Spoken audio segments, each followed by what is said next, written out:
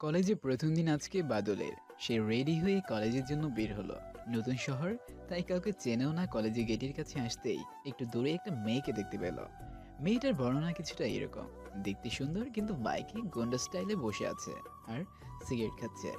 বাদল সেদিকে না তাকিয়ে সরাসরি কলেজে যেতে শুরু করলো। এদিকে গন্ডি দেখতে মেয়েটার নাম হলো ইরা। সে এখানকার লেডি ডন, শহরে বড় মাপের এক নেতার একমাত্র মেয়ে। তো এখন সে বাদলকে দেখে তার ফ্রেন্ডদের বলল, দেখ, এই খ্যাতটা কই থেকে আসলো রে? বুঝতে পারছি না রে। চল মজা নেওয়া যাক ছেলেটার সাথে। এই যে মিস্টার খ্যাত, এদিকে শোনেন। নিহা বলল। দুইবার ডাকার পরেও বাদল না শোনার ভান করে চলে যাচ্ছিল। এমন সময় ইরা গেল রেগে। তোর থাক এখানে, আমি দেখে আসতেছি। ও, পরিচয় তো দেওয়াই হলো না। ছেলেটার নাম বাদল, শহরের নতুন। বাবা মা থাকার পরেও একা এই নতুন শহরে আসে। আর গল্পের নায়িকা হলো ইরা, নেতার মেয়ে, ভীষণ অহংকারী। বাকিটা গল্পের সাথে থাকলেই জানতে পারবেন। বাদল কলেজের গেটের সামনে। তখন ইরা সামনে এসে পথ আটকে দাঁড়ালো। কিছু বলবেন? আমার ডাক না শোনার ভান করা বের করব। তোকে এতক্ষণ ধরে কি তোর মুখ দেখার জন্য ডাকলাম? হ্যাঁ, কথা কানে যায় না? বয়রা নাকি তুই? দেখুন, কিছু বলার থাকলে বলেন, আমার যেতে হবে। এসবের জন্য নষ্ট করার জন্য সময় নেই। আর ভদ্রভাবে কথা বলুন। এই যে মিস্টার খ্যাত, তোর সাথে কিসের ভদ্রতা? ছোট লোকের বাচ্চা, কিসের অহংকার রে? এত বড় বড় কথা বলিস তুই? দেখুন, আমি খ্যাত, ভালো কথা যা বলার আমাকে বলবেন, কিন্তু আমার বাবা মাকে নিয়ে কিছু বলবেন না। তাহলে কিন্তু ফল ভালো হবে না। 100 বার বলবো। কি করবি তুই? হ্যাঁ, কি করবি? ছোট লোকের বাচ্চা কোথাকার। বাদলের মাথাটা গরম হয়ে যায়। বাদল ঠাস ঠাস করে থাপ্পড় মেরে চলে যায় আর বলে, যত সব। এদিকে ইরার বন্ধুরা এইটা দেখে তো হাঁ হয়ে যায়। কলেজের লেডি ডনের গায়ে হাত দিছে। তোকে দেখে নিব। দেখা যাবে, আমি কাউকেই ভয় পাই না। ইরা রেগে একদম শেষ। সে আবার তার বাইকের কাছে এসে কারোর সাথে কথা বলে না, বাইক নিয়ে কলেজে ঢুকে পার্ক করে ক্লাসের দিকে যেতে লাগলো। ক্লাসে ঢুকতেই বাদলকে দেখতে পেয়ে রাগে বেড়ে ডাবল ভোল্টেজ হয়ে গেল। তাও কিছু বলতে পারলো না। একটা বান্ধবীর পাশে গিয়ে বসলো। এদিকে বাদল মেয়েটাকে দেখলো, সে দেখে কোনো ভ্রক্ষেপই নেই তার। এরকম সময়ে স্যার ক্লাসে আসলো। এসে বাদলকে সামনে ডাকলো। এই হচ্ছে বাদল, খুব ভালো স্টুডেন্ট, আমাদের কলেজে নতুন। বলেই বাদলকে বসতে বলল। এরা মনে মনে প্রতিশোধ নেওয়ার কথা ভাবতে ভাবতে জানতে পারলো ছেলেটার নাম বাদল। সবাই ক্লাসে মনোযোগ দিল। সময় যেতে যেতে সেদিনের ক্লাস শেষ। বাদল আর কারোর সাথে সেদিন কথা বলল না। বাসায় গিয়ে রান্না করে খেয়ে পড়তে পড়তে ঘুমায় গেল। সকালে উঠে তাড়াতাড়ি তৈরি হয়ে চলে গেল কলেজের জন্য। কলেজের গেট দিয়ে ঢুকতে যাবে ঠিক তখনই বাদল পরের দিন তৈরি হয়ে কলেজের জন্য বের হলো। কলেজে ঢুকতে যাবে ঠিক তখনই বাদলের সামনে এসে কয়েকজন ছেলে এসে দাঁড়ালো। প্রত্যেকজনের হাতে হকি স্টিক। বাদল তাদের পথটা আটকে যেতে চাইল, কিন্তু তখনই ওদের ভিতর থেকে একজন ছেলে বাদলের শার্টের কলারটা ধরে তাকে একটা গাছের নিচে গিয়ে সবাই মিলে মারতে শুরু করলো। বাদল চুপচাপ মার খেতে থাকলো। আর দূর থেকে সেটা দেখছে রেশমি। প্রতিশোধ নিতে পারায় খুশি হয়ে লাগছিল তার। একটা সময় রেশমি নিজেই সেখানে গেল। ততক্ষণে বাদলের মাথা ফেটে রক্ত পড়তে শুরু করেছে। সেখানে গিয়ে সে আসতে শুরু করলো। হয়েছে, ছাড় এখন। ভালো করেই ওর শিক্ষা হয়ে গেছে। নিজের ক্লাস দেখে লাগতে আসবি, বুঝেছিস? শালা খ্যাত কোথাকার। এগুলো বলে সেখান থেকে চলে যেতে শুরু করলো। আর ছেলেগুলো বাদলকে ফেলে রেখে চলে যাচ্ছে। বাদলে আস্তে আস্তে চোখটা বন্ধ হয়ে আসতেছে। 5 দিন চলে গেল। বাদলে জ্ঞান ফিরল। উঠতেই সে নিজেকে আবিষ্কার করলো হসপিটালে বেডে। একটু পর একটা মাঝ বয়সের লোক এসে বলল, এখন কেমন লাগছে বাবা? একটু ভালো, কিন্তু আমি এখানে কি করে? সেদিন যখন তুমি রাস্তায় রক্তমাখা অবস্থায় পড়েছিলে, তখন আমি তোমাকে এখানে নিয়ে আসি। আজকে তোমার গান ফিরলো। আপনাকে অসংখ্য ধন্যবাদ। আচ্ছা বাবা, তুমি রেস্টে নাও, আমি না হয় আসি। আচ্ছা। লোকটি চলে যাবার পর বাদল সবটা মনে করতে থাকলো সেদিনের কথা। সেদিন বিকেলে বাদলকে হসপিটালে নিয়ে ছেড়ে দেওয়া হলো। সে লোকটিকে আবার ধন্যবাদ জানিয়ে বাসায় আসলো। এদিকে কলেজে নিহা, রেশমি এবং তার বন্ধুরা গল্প করছে। এমন সময় নিহা বলল, ওই দিন ছেলেটার সাথে ওই রকম না করলেও হতো রে। আমরাই তোকে বিরক্ত করতেছিলাম। কি যে হলো দেখ, পুরো 5 দিন কলেজে আসিনি। টেনশন হচ্ছে রে রেশমি। তোর কি আবার ওই ছোট লোকটার জন্য মায়া জাগলো নাকি রে? হ্যাঁ, আরে না, আসলে ওর কোনো দোষ ছিল না তো। হয়েছে, এখন থাম। বাদল বাড়িতে এসে না খেয়ে ঘুমিয়ে গেল। পরের দিন সকালে উঠে কলেজে গেল। এখনো রেশমি কলেজে আসেনি। বাদল ক্লাসরুমে বসে আছে। এমন সময় একটা ছেলে এসে বাদলকে বলল। আমরা বন্ধু হতে পারি? ছেলেটির নাম তারেক। তাদের ভিতর পরিচয় হয়ে গেল। সেদিন তোকে মার খেতে দেখে খুব কষ্ট হচ্ছিল রে, কিন্তু কিছু করার নেই। রেশমি শহরের বড় মাপের একজন নেতার মেয়ে, তার কথায় এই কলেজ চলে। আর ওর ওপর আবার সে এখানকার লেডি ডান। জি অবশ্যই, ও কিছু না রে, বাদ দে। আচ্ছা, এমন সময় সেখানে নিয়ে আসলো। যদিও সে রেশমির বেস্ট ফ্রেন্ড, কিন্তু তবুও সেদিনের কাজটা সে মেনে নিতে পারেনি। বাদল, কেমন আছো তুমি? ভালো, আপনি? ভালো আছি। ওই দিনের জন্য সরি বাদল, আমি থাকার পরেও রেশমিকে আটকাইনি। আরে বাদ দেন। তারপর নিহা চলে গেল। তারিক আর বাদল আবার গল্প করতে শুরু করলো। কিছুক্ষণ পর রেশমি ক্লাসে ঢুকতেই বাদলকে দেখতে পেল। কিছু বলল না, একটা সিট খুঁজে নিয়ে বসে পড়ল। সেদিন বাদলের আর ক্লাস করতে ভালো লাগলো না, তাই সে তারিককে থাকতে বলে বাসায় চলে আসলো। রান্না করে খেয়ে নিয়ে পড়তে বসলো। পড়তে পড়তে কখন যে ঘুমিয়ে গেছে সে নিজেই জানে না। সকালে উঠে রেডি হয়ে কলেজে গেল। গিয়ে তারিকের সাথে বসে গল্প করতে শুরু করলো। নিহা প্রতিদিন বাদলের সাথে কথা বলতো, তার খোঁজখবর নিত। রেশমির সাথে মেলামেশা কমই ছিল। ক্লাস শেষে গাছতলায় বসে তারিক আর বাদল আড্ডা দিচ্ছে। ঠিক তখন মমিতা নামের একটা মেয়ে সেখানে গেল। বাদল, কেমন আছো? এই তো ভালো, আপনি? ভালো। আমরা বন্ধু হতে পারি? মমিতা শহরের নাম করে এক ব্যবসায়ীর মেয়ে, দেখতে যথেষ্ট সুন্দরী। আচ্ছা ঠিক আছে। তারপর তারা তিনজন একসাথে আড্ডা দিতে শুরু করলো। তখনই রেশমি, সুমাইয়া এবং রেশমির আরো কিছু বন্ধু সেখানে আসলো। কিরে খ্যাত, ছোট লোক, আবার মমিতাকেও পটিয়ে ফেলেছিস? সেদিনের পরেও তো শিক্ষা হয়নি দেখছি। তোর বাবা মা মনে হয় তোকে এগুলো শিখে এখানে পাঠিয়েছে। বড়লোকের মেয়ে দেখে ভালোই ফাঁদে ফেলেছিস। কোনো কথা না বলে সোজা উঠে গিয়ে রেশমিকে থাপ্পড় মারলো। তুই আবার আমার গায়ে হাত দিলি?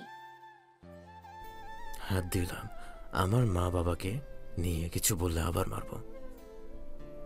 বলেই সেখান থেকে চলে যেতে থাকলো। আমি নিজেই বাদলের সাথে বন্ধুত্ব করেছি, অসভ্য মেয়ে কোথাকার। বলেই চলে গেল। তারিকও তাদের পিছনে সেখান থেকে চলে গেল।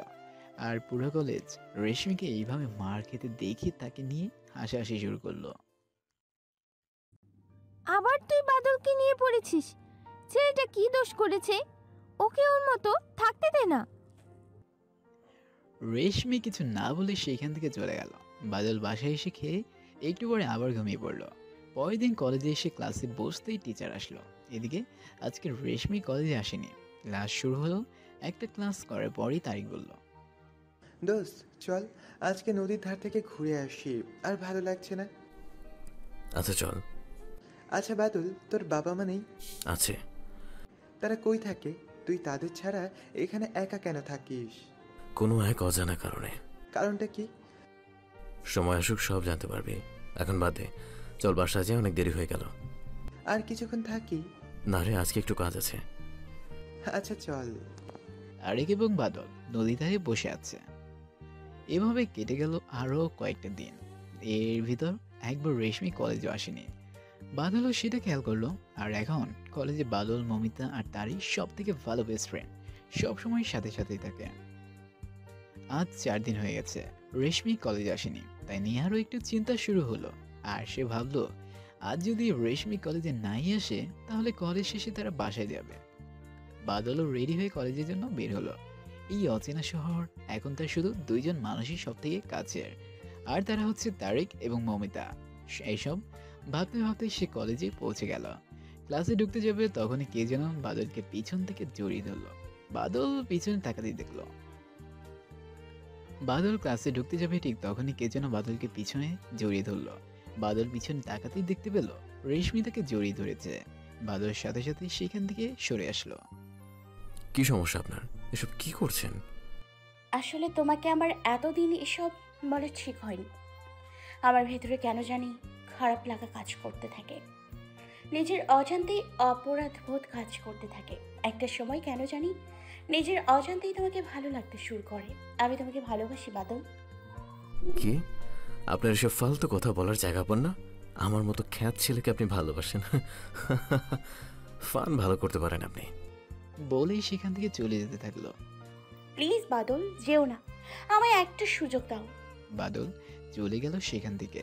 দুইজন ক্লাসে চলে আসলো। বাদলকে যেহেতু সবাই খ্যাত ভাবে, তাই তার সাথে শুধু তারেক ছাড়া কেউই বসে না। সেদিনও ক্লাসে ঢুকে দেখলো তারেক বসে আছে, তার পাশে গিয়ে বাদল বসলো। মিতু সেদিন কলেজে আসেনি।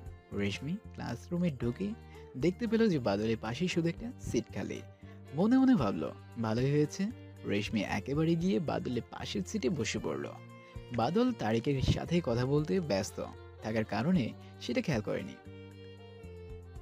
কিরে বাদল, রেশমির সাথে কি কথা বলছিলি? ওকে দেখলাম তোকে জড়িয়ে ধরেছে। আর বাদ দে তো সবের কথা। এই কথা বলে পাশে তাকাতে রেশমিকে দেখে চমকে উঠল বাদল। নিজেকে সামনে নিয়ে তারেকের দিকে মুখ ফিরিয়ে কথা বলতে শুরু করলো আবার। তখন স্যার ক্লাসে আসলো। সবাই ক্লাসে মনোযোগী হয়েছিল। বাদল একবার পাশ ফিরিয়ে তাকাতেই দেখলো রেশমি তার দিকে তাকিয়ে আছে। অস্বস্তি ভরা মুখ নিয়ে আবার সামনের দিকে তাকালো। ক্লাস শেষ, সবাই বের হচ্ছে। বাদল, তুই 1 মিনিট দাঁড়া, আমি একটা কাজ করে আসছি। কই যাস? আমিও আসি। না, তুই একটু থাক এখানে। আসলে তারেক যাচ্ছিল নেহার কাছে, কারণ সে জানতো নেহা হলো রেশমির বেস্ট ফ্রেন্ড। রেশমির মতো জেদি আর অহংকারী মেয়ে মার খাবার পরেও এমন করে ক্ষমা চাওয়ার আসল উদ্দেশ্য জানার জন্য। তারেক চলে গেল। ঠিক তখনই রেশমি এসে বাদলকে হাত ধরে টানতে শুরু করলো। বাদলের মেজাজটা গেল বিগড়ে। এই মেয়ে, তোমার সমস্যাটা কি বলবো আমাকে? আজব, সেদিন মার খেয়ে কি শান্তি পাওনি? আবার কেন পিছে পড়ে আছো? তোমার অর্থ থাকলেও কোনো মানবিকতা নেই। তোমার মতো মেয়ের সাথে আমি কথা বলতে চাই না। এইসব বলে সেখান থেকে চলে যাচ্ছিল। রেশমি এত চরম পর্যায়ে রেগে গেল যে তার মুখটা লাল হয়ে গেছে। এমনিতে ফর্সা, তার উপর গালে বাদলের হাতে চাপ বসে গেছে। সে মনে মনে বলল, খুব অহংকার আর আত্মসম্মান না তোর? একদিন আমার টাকা দিয়ে সামান্য সময়ের জন্য হলেও আমি তোকে কিনবই। বাদল বাসায় চলে আসলো। এসে মিতুকে কল দিল। কিরে, কলেজ আসিস না কেন? কিছু হয়েছে নাকি? আরে তেমন কিছু না রে। কিছু তো হয়েছেই, বলবি না আমায়? এই নতুন নতুনের শহরে বাদলের চেনার সব থেকে কাছের মানুষ তারিক ও মিতু, এই দুজনই। তাই সে টেনশনে পড়ে গেল মিতুর জন্য খুব।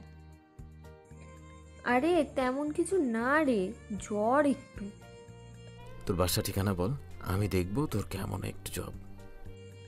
আচ্ছা নেই। মিতু বাদলকে ঠিকানাটা দিল। বাদল সেই অবস্থাতেই বাসা থেকে বের হলো। একটা দোকানে গিয়ে কিছু ফল কিনলো।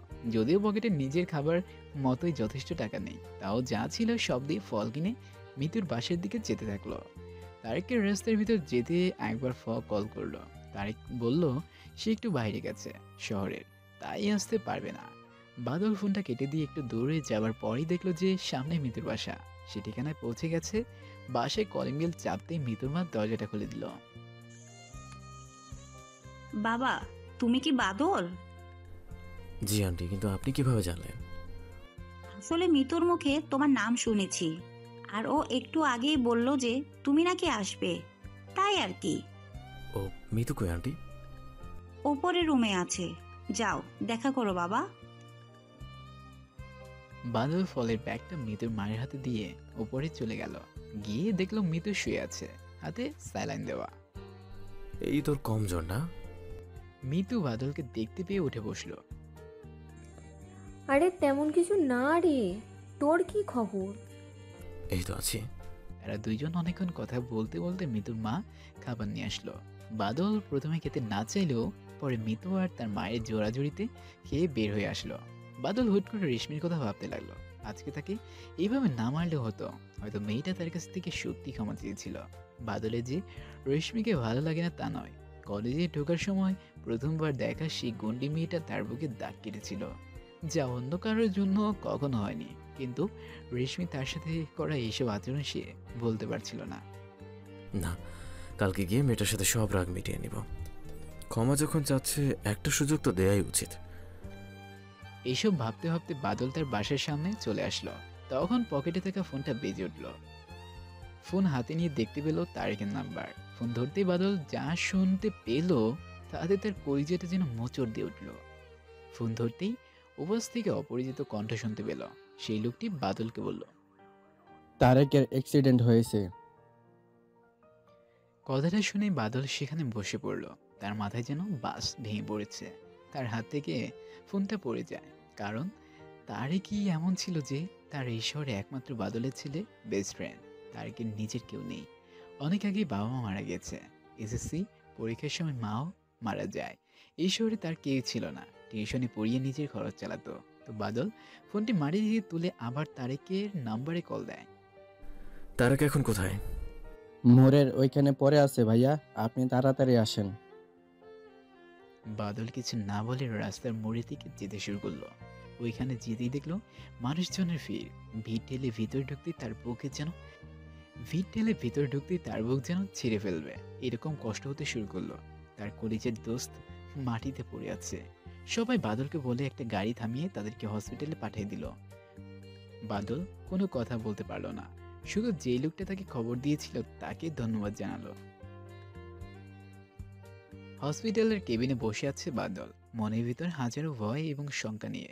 হঠাৎ নার্স কেবিন থেকে বের হলো। বাদল নার্সকে অনেক প্রশ্ন করতে শুরু করলো। নার্স কোনো উত্তর না দিয়ে চলে গেল। একটু পর ডাক্তার বের হলো। এখন কেমন আছে তারেক ডক্টর? দেখুন, ওর অবস্থা বেশি ভালো না। মাথায় অনেক ইনজুর হয়েছে, প্রচুর রক্ত বের হয়ে গেছে। ওর এক্ষণে একটা অপারেশন করতে হবে। আপনি দ্রুত রিসেপশনে 20 লাখ টাকা জমা করে দিন, হাতে বেশি সময় নেই। আচ্ছা ডক্টর, আপনারা অপারেশন শুরু করুন, আমি টাকা নিয়ে আসছি। এইটা বলেই বাদল সেখান থেকে বের হয়ে গেল। তার মাথায় এখন পাগলের মতো সব চিন্তা ভাবনা আসতে শুরু করলো। কি করে এত টাকা জোগাড় করবে। এমন সময় তার রেশমির কথা মনে পড়ল। সে কোনো কিছু না ভেবে নেহাকে কল করে। রেশমির নাম্বারে কল দিল। হ্যালো, কে বলছেন? আমি বাদল। ও আচ্ছা, বলো কি বলবে। তোমার সাথে একটু দরকার আছে। আমার বাসায় আসো। বলেই ঠিকানা দিয়ে দিল। বাদল সেই মতো রেশমির বাসায় গিয়ে কলিং বেল চাপতেই রেশমির দরজাটা খুলে দিল। বলো কি দরকার। বাদল তারেকের অ্যাক্সিডেন্টের সব ঘটনা বলল। তারপর নিজের মনের কথাও বলে দিল। আর বলল যে সব শোনার পর রেশমি হাসতে শুরু করলো। বাদল কিছু না বলে চুপচাপ দাঁড়িয়ে আছে। তারপর রেশমি বলতে শুরু করলো, তুই কি ভাবছিস? তুই কি ভেবেছিস ছোট লোকের বাচ্চা তোকে আমি ভালোবাসি? আমি তোকে ওইসব বলেছিলাম ভালোবাসি তোর ওপর থেকে প্রতিশোধ নেওয়ার জন্য। এখন তো দেখছি পাখি নিজে এসছে।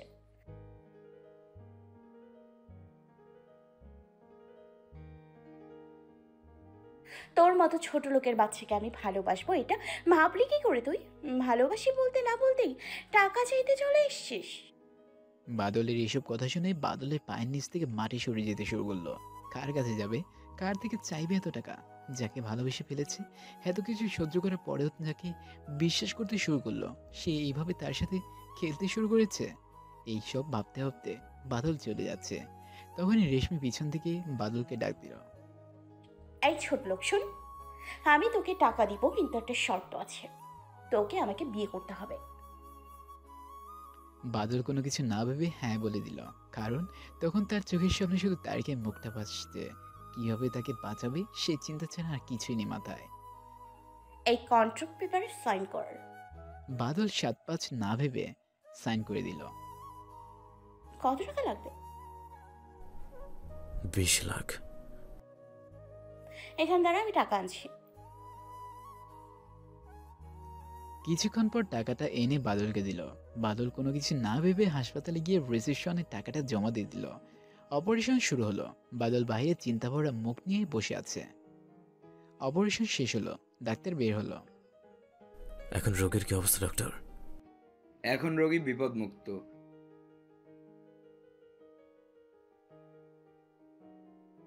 ধন্যবাদ। বাদল কেবিনের ভিতর চলে গেল। তারেক শুয়ে আছে। বাদল ওর পাশে বসলো। বসে বসে রেশমির বলা কথাগুলো ভাবতে শুরু করলো।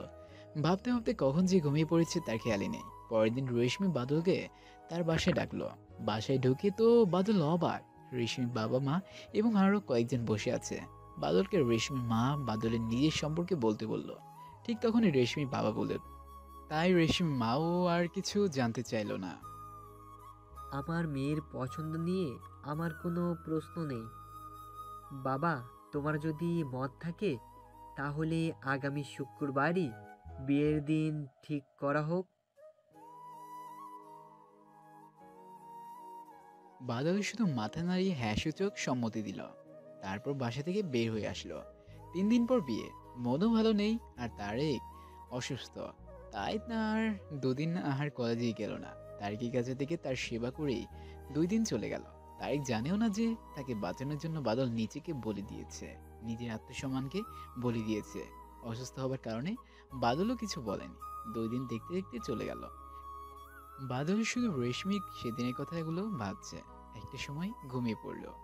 এদিকে রেশমিও ভাবছে একবার বিয়ে হোক, আমাকে পুরা কলেজের সামনে অপমান করার মজাটা বুঝিয়ে দিব বাদল।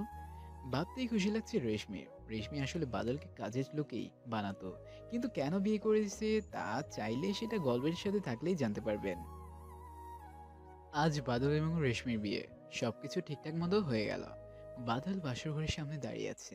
এমন সময় রেশমির মা আসলো। বাবা, আমার মেয়েটাকে একটু দেখে রেখো, ও কিন্তু ভীষণ জেদি একটা মেয়ে। আমার কাছে একরকমের হাত জোর করার ভঙ্গিতে বলল, আচ্ছা আমি আমার সব কিছু দিয়ে ওকে দেখে রাখবো। যাও বাবা, ভেতরে যাও, মেয়েটা একা বসে আছে। রেশমির মা চলে গেল। বাদল ভিতরে ঢুকলো। একটু সামনে যেতে রেশমি, আচ্ছা আমি আমার সব কিছু দিয়ে ওকে দেখে রাখবো। যাও বাবা, ভেতরে যাও, মেয়েটা একা বসে আছে। রেশমি মা চলে গেল। বাদল ভিতরে ঢুকলো। একটু সামনে যেতেই রেশমি পেছন থেকে উঠে এসে বাদলের সামনে দাঁড়ালো। ভাবছি মেয়েটা মনে হয় সালাম করতে এসেছে। মেয়েটা তো ভালো হলো কি করে? এই জানোয়ার, ছোট লোকের বাচ্চা, কি ভেবেছিস আমি তোকে স্বামী হিসেবে মেনে নিয়েছি? মানে আমি কিছু বুঝতেছি না। রেশমি, এসব কি বলছো তুমি? তুমি তো আমার বিয়ে করা বউ। আমি তো দেখছি তুই শুধু খ্যাতি না, সাথে সাথে একটা গাধাও। তোর মতো ছোট লোক হবে এই রেশমির স্বামী? এই দেখ। আস্তে আস্তে বাদলকে সেই দিনের সাইন করে পেপারটা দিল। পেপারটা পড়তে শুরু করলাম। পরে বুঝলাম আমাদের বিয়েটা শুধুমাত্র 1 বছর কন্ট্রাক্ট। 1 বছর পর আমার রেশমিকে ডিভোর্স দিতে হবে। খুব কষ্ট হচ্ছিল। মনে হচ্ছে এক্ষুনি মরে যাব আমি। কারণ হাজার রাগ করে থাকলেও মনে মনে রেশমিকে ভালোবেসে ফেলেছিলাম। আর সে রেশমি আমার সাথে বিয়ে নিয়ে খেললো। বড়ই আজব দুনিয়া। এসব ভাবতে ভাবতে কখন চোখের কোণে বিন্দু বিন্দু জল এসে গেছে বুঝতেই পারলাম না। তুই শুধু আমার একটা চাকর। আজ থেকে আমার সব কাজ তোকে করতে হবে। আমি তোকে 1 বছরের জন্য টাকা দিয়ে কিনে নিয়েছি। চাকরি যখন বানাবে তাহলে বিয়ে কেন করলে? বিয়ের মতো একটা পবিত্র সম্পর্ক নিয়ে না খেললেও তো পারতে। ওরে ছোট লোক, তোর দেখছি এখনো বড় বড় কথা বলার স্বভাব যায়নি। আচ্ছা ব্যাপার না, সোজা হয়ে যাবি খুব তাড়াতাড়ি। আর তুই যখন জানতেই চাইলি যে তোকে কেন বিয়ে করেছি, তবে শোন, বাবা আমায় 1 মাস সময় দিয়েছিল নিজের পছন্দ মতো ছেলের সাথে বিয়ে করার জন্য, কিন্তু আমি এখনই বিয়ে করতে চাইনি। আর আমাকে কেউ এত কম সময়ের জন্য বিয়ে করবে না। আর তখনই আমি তোকে পেলাম। তুই এখন আমার চাকর হয়েও থাকতে পারবি এবং 1 বছর পর আমি তোকে ডিভোর্স দিয়ে নিজের ইচ্ছে মতো যে কোনো কাউকে বিয়ে করতে পারবো। রেশমি আবার হাসতে হাসতে বলতে শুরু করলো। এইসব বলেই রেশমি বিজয় হাসতে শুরু করলো। এতক্ষণে আরেকজন নিশ্চয়ই বুঝে গেছেন রেশমি কেন বাদলকে শুধু চাকর না বানিয়ে বিয়ে করার জন্য কারণ। আমিও কিন্তু সত্যি তোমায় ভালোবেসেছি। চুপ ছোট লোক, আমার মাসের খরচ জানিস তুই? আসছে আমায় ভালোবাসতে। তোর তো দেখছি বিয়ে করে ভালোই সাহস বেড়ে গেছে। বলে ঠাস ঠাস বাদলকে আবার থাপ্পড় মারলো রেশমি। তারপর বলল, খবরদার নিজেকে আমার স্বামী ভাববি না। টাচ করার সময় তো দূরেই থাকলো। যা গিয়ে মাটিতে শুয়ে পড়। এটা বলেই রেশমি গিয়ে বিছানায় শুয়ে পড়ল। কখন যে চোখ থেকে পানি পড়তে শুরু করেছে নিজেও জানি না। আসলেই ভালোবাসা বলতে কিচ্ছু হয় না, কিন্তু আমার যে আজ কিছুই করার নেই। টাকার জন্য নিজেকে বিক্রি করে দিয়েছি, 1 বছরের জন্য। এসব ভাবতে ভাবতে মাটিতে গিয়ে শুয়ে পড়লাম। সকাল হয়ে গেছে, বাদলের ঘুম ভেঙে গেল, কিন্তু বাদলের ঘুম নিজে থেকে ভাঙেনি। বাদল চোখ খুলতেই দেখলো তার পুরা শরীর ভেজা। মাথায় হাত দিয়ে দেখলো, পাশে তাকাতে দেখলো রেশমি দাঁড়িয়ে আছে রাগি লোক নিয়ে। কি হয়েছে রেশমি? আর আমি ভিজলাম কি করে? তুই ভিজবি না তো কি আমি ভিজবো? বাবু সোনা বলে তোর ঘুম ভাঙাতে হবে? না না, তা না, ডাকলেও তো পারতে। চুপ কর। আজকে কলেজ করে ছুটি নিয়ে আসবি। কেন? আমরা কি কোথাও ঘুরতে যাচ্ছি নাকি? ছোট লোকের শখ কত, তুই আবার কাজের লোক, তোর সাথে ঘুরতে কেন যাব? তুই নতুন বাসাতে যাব, সেই সব কাজ তোকে করতে হবে, তাই ছুটি নিতে বলেছি। সেটা ভালো করে বললেও তো হতো রেশমি। এই ছোট লোক, তুই আমার নাম ধরে কেন ডাকছিস? তুই আমার কাজের লোক ভুলে গেছিস? আজ থেকে শুধু আমার মা বাবার সামনে বাদ দিয়ে সব জায়গায় আমার ম্যাডাম বলে ডাকবি। জ্বর খেয়ে চুপ করে রইলাম, শুধু মাথা নাড়িয়ে হ্যাঁ সূচক জবাব দিলাম। এখন যা, রেডি হয়ে নে, কলেজে যেতে হবে। আপনি যাবেন তো আমি কি করব? এই, তোকে এত প্রশ্ন করার অধিকার কে দিয়েছে? আমি গাড়ি করে কলেজ যাব, তুই গাড়ি ড্রাইভ করবি। আচ্ছা, এটা বলে সেখান থেকে চলে আসলাম। এদিকে তারেক এখন সম্পূর্ণ সুস্থ। আমিও কিছু বুঝতে পারছি না রে। বাদলের থেকে সব শুনতে হবে, কিন্তু তার আগে বাদলকে একটা ধন্যবাদ জানাতেই হবে। রেডি হয়ে এসে দেখলাম রেশমি বসে আছে। ম্যাডাম চলুন। চল। তারেক এখনো জানি না এসব বিয়ের ব্যাপার। বাদল গাড়ি ড্রাইভ করতে শুরু করলো। দুইজনের ভিতর কোনো কথা হলো না। কলেজে পৌঁছে গেল দুজন। এই যে ম্যাডাম, নামুন, আমরা পৌঁছে গেছি। গাড়ি থেকে নামলাম, যা গাড়ি পার্ক করে আয়। আচ্ছা। তারেক আজকে অনেক আগেই কলেজে এসেছে। বাদলকে রেশমির গাড়িতে দেখে বেশ অবাকই হলো সে। আজ মিতুও কলেজে এসেছে। বাদলের রেশমি গাড়িতে টাকাটা তার চোখেও এড়ালো না। জানিসই তো আমার অ্যাক্সিডেন্ট হয়েছিল। আমি এখন একমাত্র বেঁচে আছি ওই ছেলেটার জন্য। সেই দিন যদি সে আমাকে হসপিটালে নিয়ে যাওয়া থেকে শুরু করে সেবা না করতো, তবে আমি আর আজ এখানে থাকতে পারতাম না, এইভাবে কথা বলতে পারতাম না রে। আমার কলেজের বেস্ট ফ্রেন্ড। এদিকে রেশমি চলে গেল তার বান্ধবী আর ছোট ছেলে বন্ধুদের কাছে গল্প করতে। গাড়ি পার করে গাছতলার দিকে যেতে লাগলাম। তারেক ছেলে দেখে এগিয়ে আসলো। কিরে বাদল, কেমন আছিস? সেদিনের জন্য অনেক অনেক ধন্যবাদ। তুই না থাকলে আমার কি যে হতো। আরে বাদে তো, বন্ধু হয়ে যদি অন্য বন্ধুর কাজে না আসে তাহলে কিসের বন্ধু? চলে আসছে সেখান থেকে। ভাবছি আজ আর ক্লাস করবো না। ক্লাস থেকে বের হতেই তারেক সামনে এসে দাঁড়ালো। চোখের জল মুছে ওকে কিছু বলতে যাব, তখনই আমি না হয় সেদিন মরে যেতাম, তাই বলে তোকে এইসব করতে হবে? বাদলকে মেরে কান্না করে ওকে বুকে জড়িয়ে নিলাম। এই সবের কি দরকার ছিল বাদল? আমার জন্য নিজের জীবন কেন বলি দিলি? আমার কাছে তোর প্রাণ বাঁচানোটা তখন বেশি জরুরি ছিল। তারকের দিকে তাকাতে দেখলাম ও কাঁদছে। তার কাঁদছিস কেন? তুই আমাকে এত ভালোবাসিস। এখন বাদ এসব। তোর খুব কষ্ট হচ্ছে তাই না রে? আমার জন্য আজকে তোর আত্মসম্মান বিক্রি হয়ে গেল। আরে বাদ দে না। তুইও তো কাঁদছিস। মাহিরের কথায় বাদলের চোখে হাত দিয়ে দেখলেও তার চোখে পানি, কিন্তু আর বলতে পারল না। স্যারের কাছ থেকে ছুটি নিয়ে বাসায় চলে আসলো। এদিকে রেশমি সব ক্লাসই করলো। ক্লাস শেষে নিহাকে দেখতে পেল। কিরে নিহা, তখন তুই ওইভাবে চলে গেলি কেন? কিছু না বলেই চলে আসলাম। বাসায় আসার পর কেন জানি বাদলের কথা মনে পড়ছে না, একটু খোঁজ নেই। বাদলের নঙে ফোন দিলাম। হ্যালো। বাদল, আমি নিহা। জি, চিনতে পারছি। ফোন দিলেন যে, কোনো দরকার আছে কি? এমনি। কি ফোন দিতে পারি না নাকি? তোমার খোঁজ নেওয়ার জন্য ফোন দিলাম। কি করো? জি পারেন, আপনার যখন ইচ্ছা ফোন দিন, আমি বসে আছি। আপনি কি করেন? আমিও। এমন সময় রেশমিও বাড়িতে আসলো। আজ রেশমির মা বাসায় নেই। রেশমি রুমে ঢুকতেই দেখতে পেল বাদল কার সাথে যেন কথা বলছে। দেখে তো রেশমির মাথা গেল বিগড়ে। এই জানোয়ারের বাচ্চা, তোকে না আমি কলেজ থেকে আসার পর রেডি হয়ে থাকতে বলেছিলাম?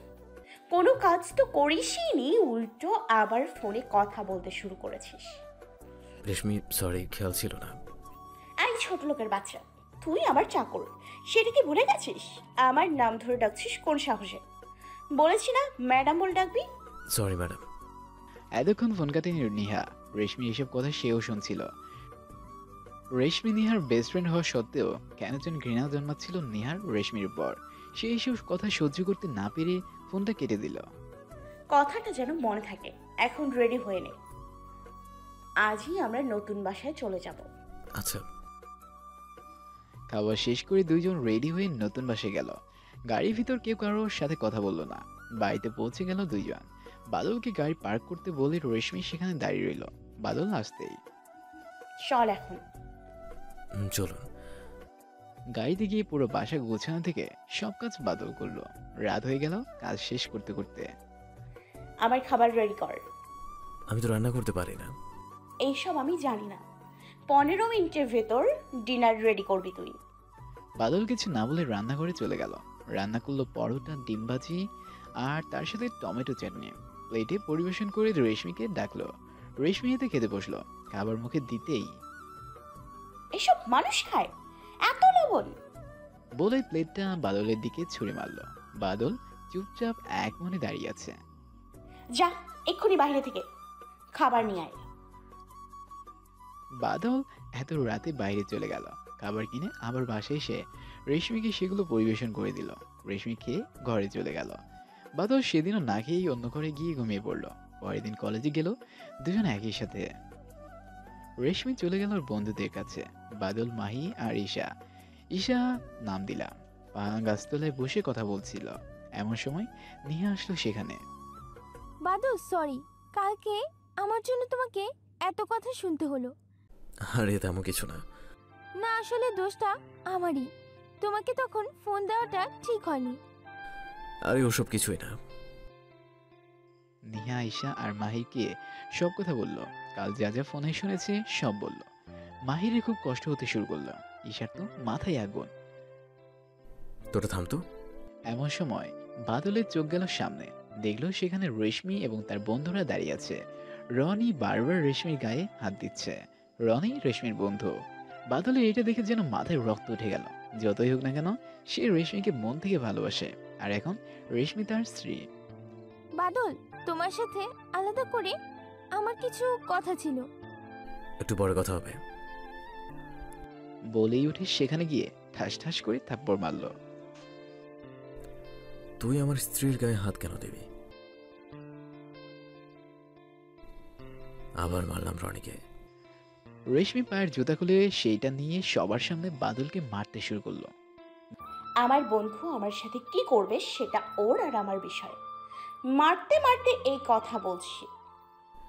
নিশ্চুপভাবে মার খাচ্ছি, সবাই আমাকে দেখে হাসছে। দূর থেকে ঈশা, নিহা এসব দেখে সেখানে গিয়ে দুইজন মিলে রেশমিকে থামালো। মাহি শুধু দূর থেকে এসব দেখছে আর তার মনের ভিতর খুব জন্মা নিচ্ছে। সেখান থেকে ক্লাসে চলে আসলাম। নড়াচড়া করবার শক্তিও নেই।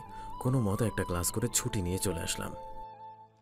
এদিকে রেশমির রাগ যেন আরো বেড়ে গেছে। রেশমি এসব ভাবতে ভাবতে ক্লাস শেষ করে দোকানে গেল। একটা বেল্ট কিনলো। তারপর বাসে গিয়ে একটা কলিং বেল চাপলো। বাদল দরজা খুলে দিতেই রেশমি এসব ভাবতে ভাবতে ক্লাস শেষ করে দোকানে গেল। একটা বেল কিনলো। তারপর বাসায় গিয়ে কলিং বেল চাপলো। বাদল দরজা খুলে দিতেই রেশমি ধাক্কা দিয়ে ফেলে দিল বাদলকে মাটিতে। তারপর বেল দিয়ে মারতে শুরু করলো। ইচ্ছা মতো মারতে থাকলো, কিন্তু বাদল কিছুই বলছে না। তার মনে হয় কোনো অনুভূতি কাজই করছে না, কারণ সে তো নিজেকে বিক্রি করে দিয়েছে। একটা সময় রেশমি মারতে মারতে ক্লান্ত হয়ে থেমে গেল। বাদল চুপচাপ মাটিতে বসে আছে। বেল্টের মারের কারণে কোনো কোনো জায়গা কেটে গিয়ে রক্ত বের হচ্ছে। বাদলের সেদিকে কোনো খেয়ালই নেই।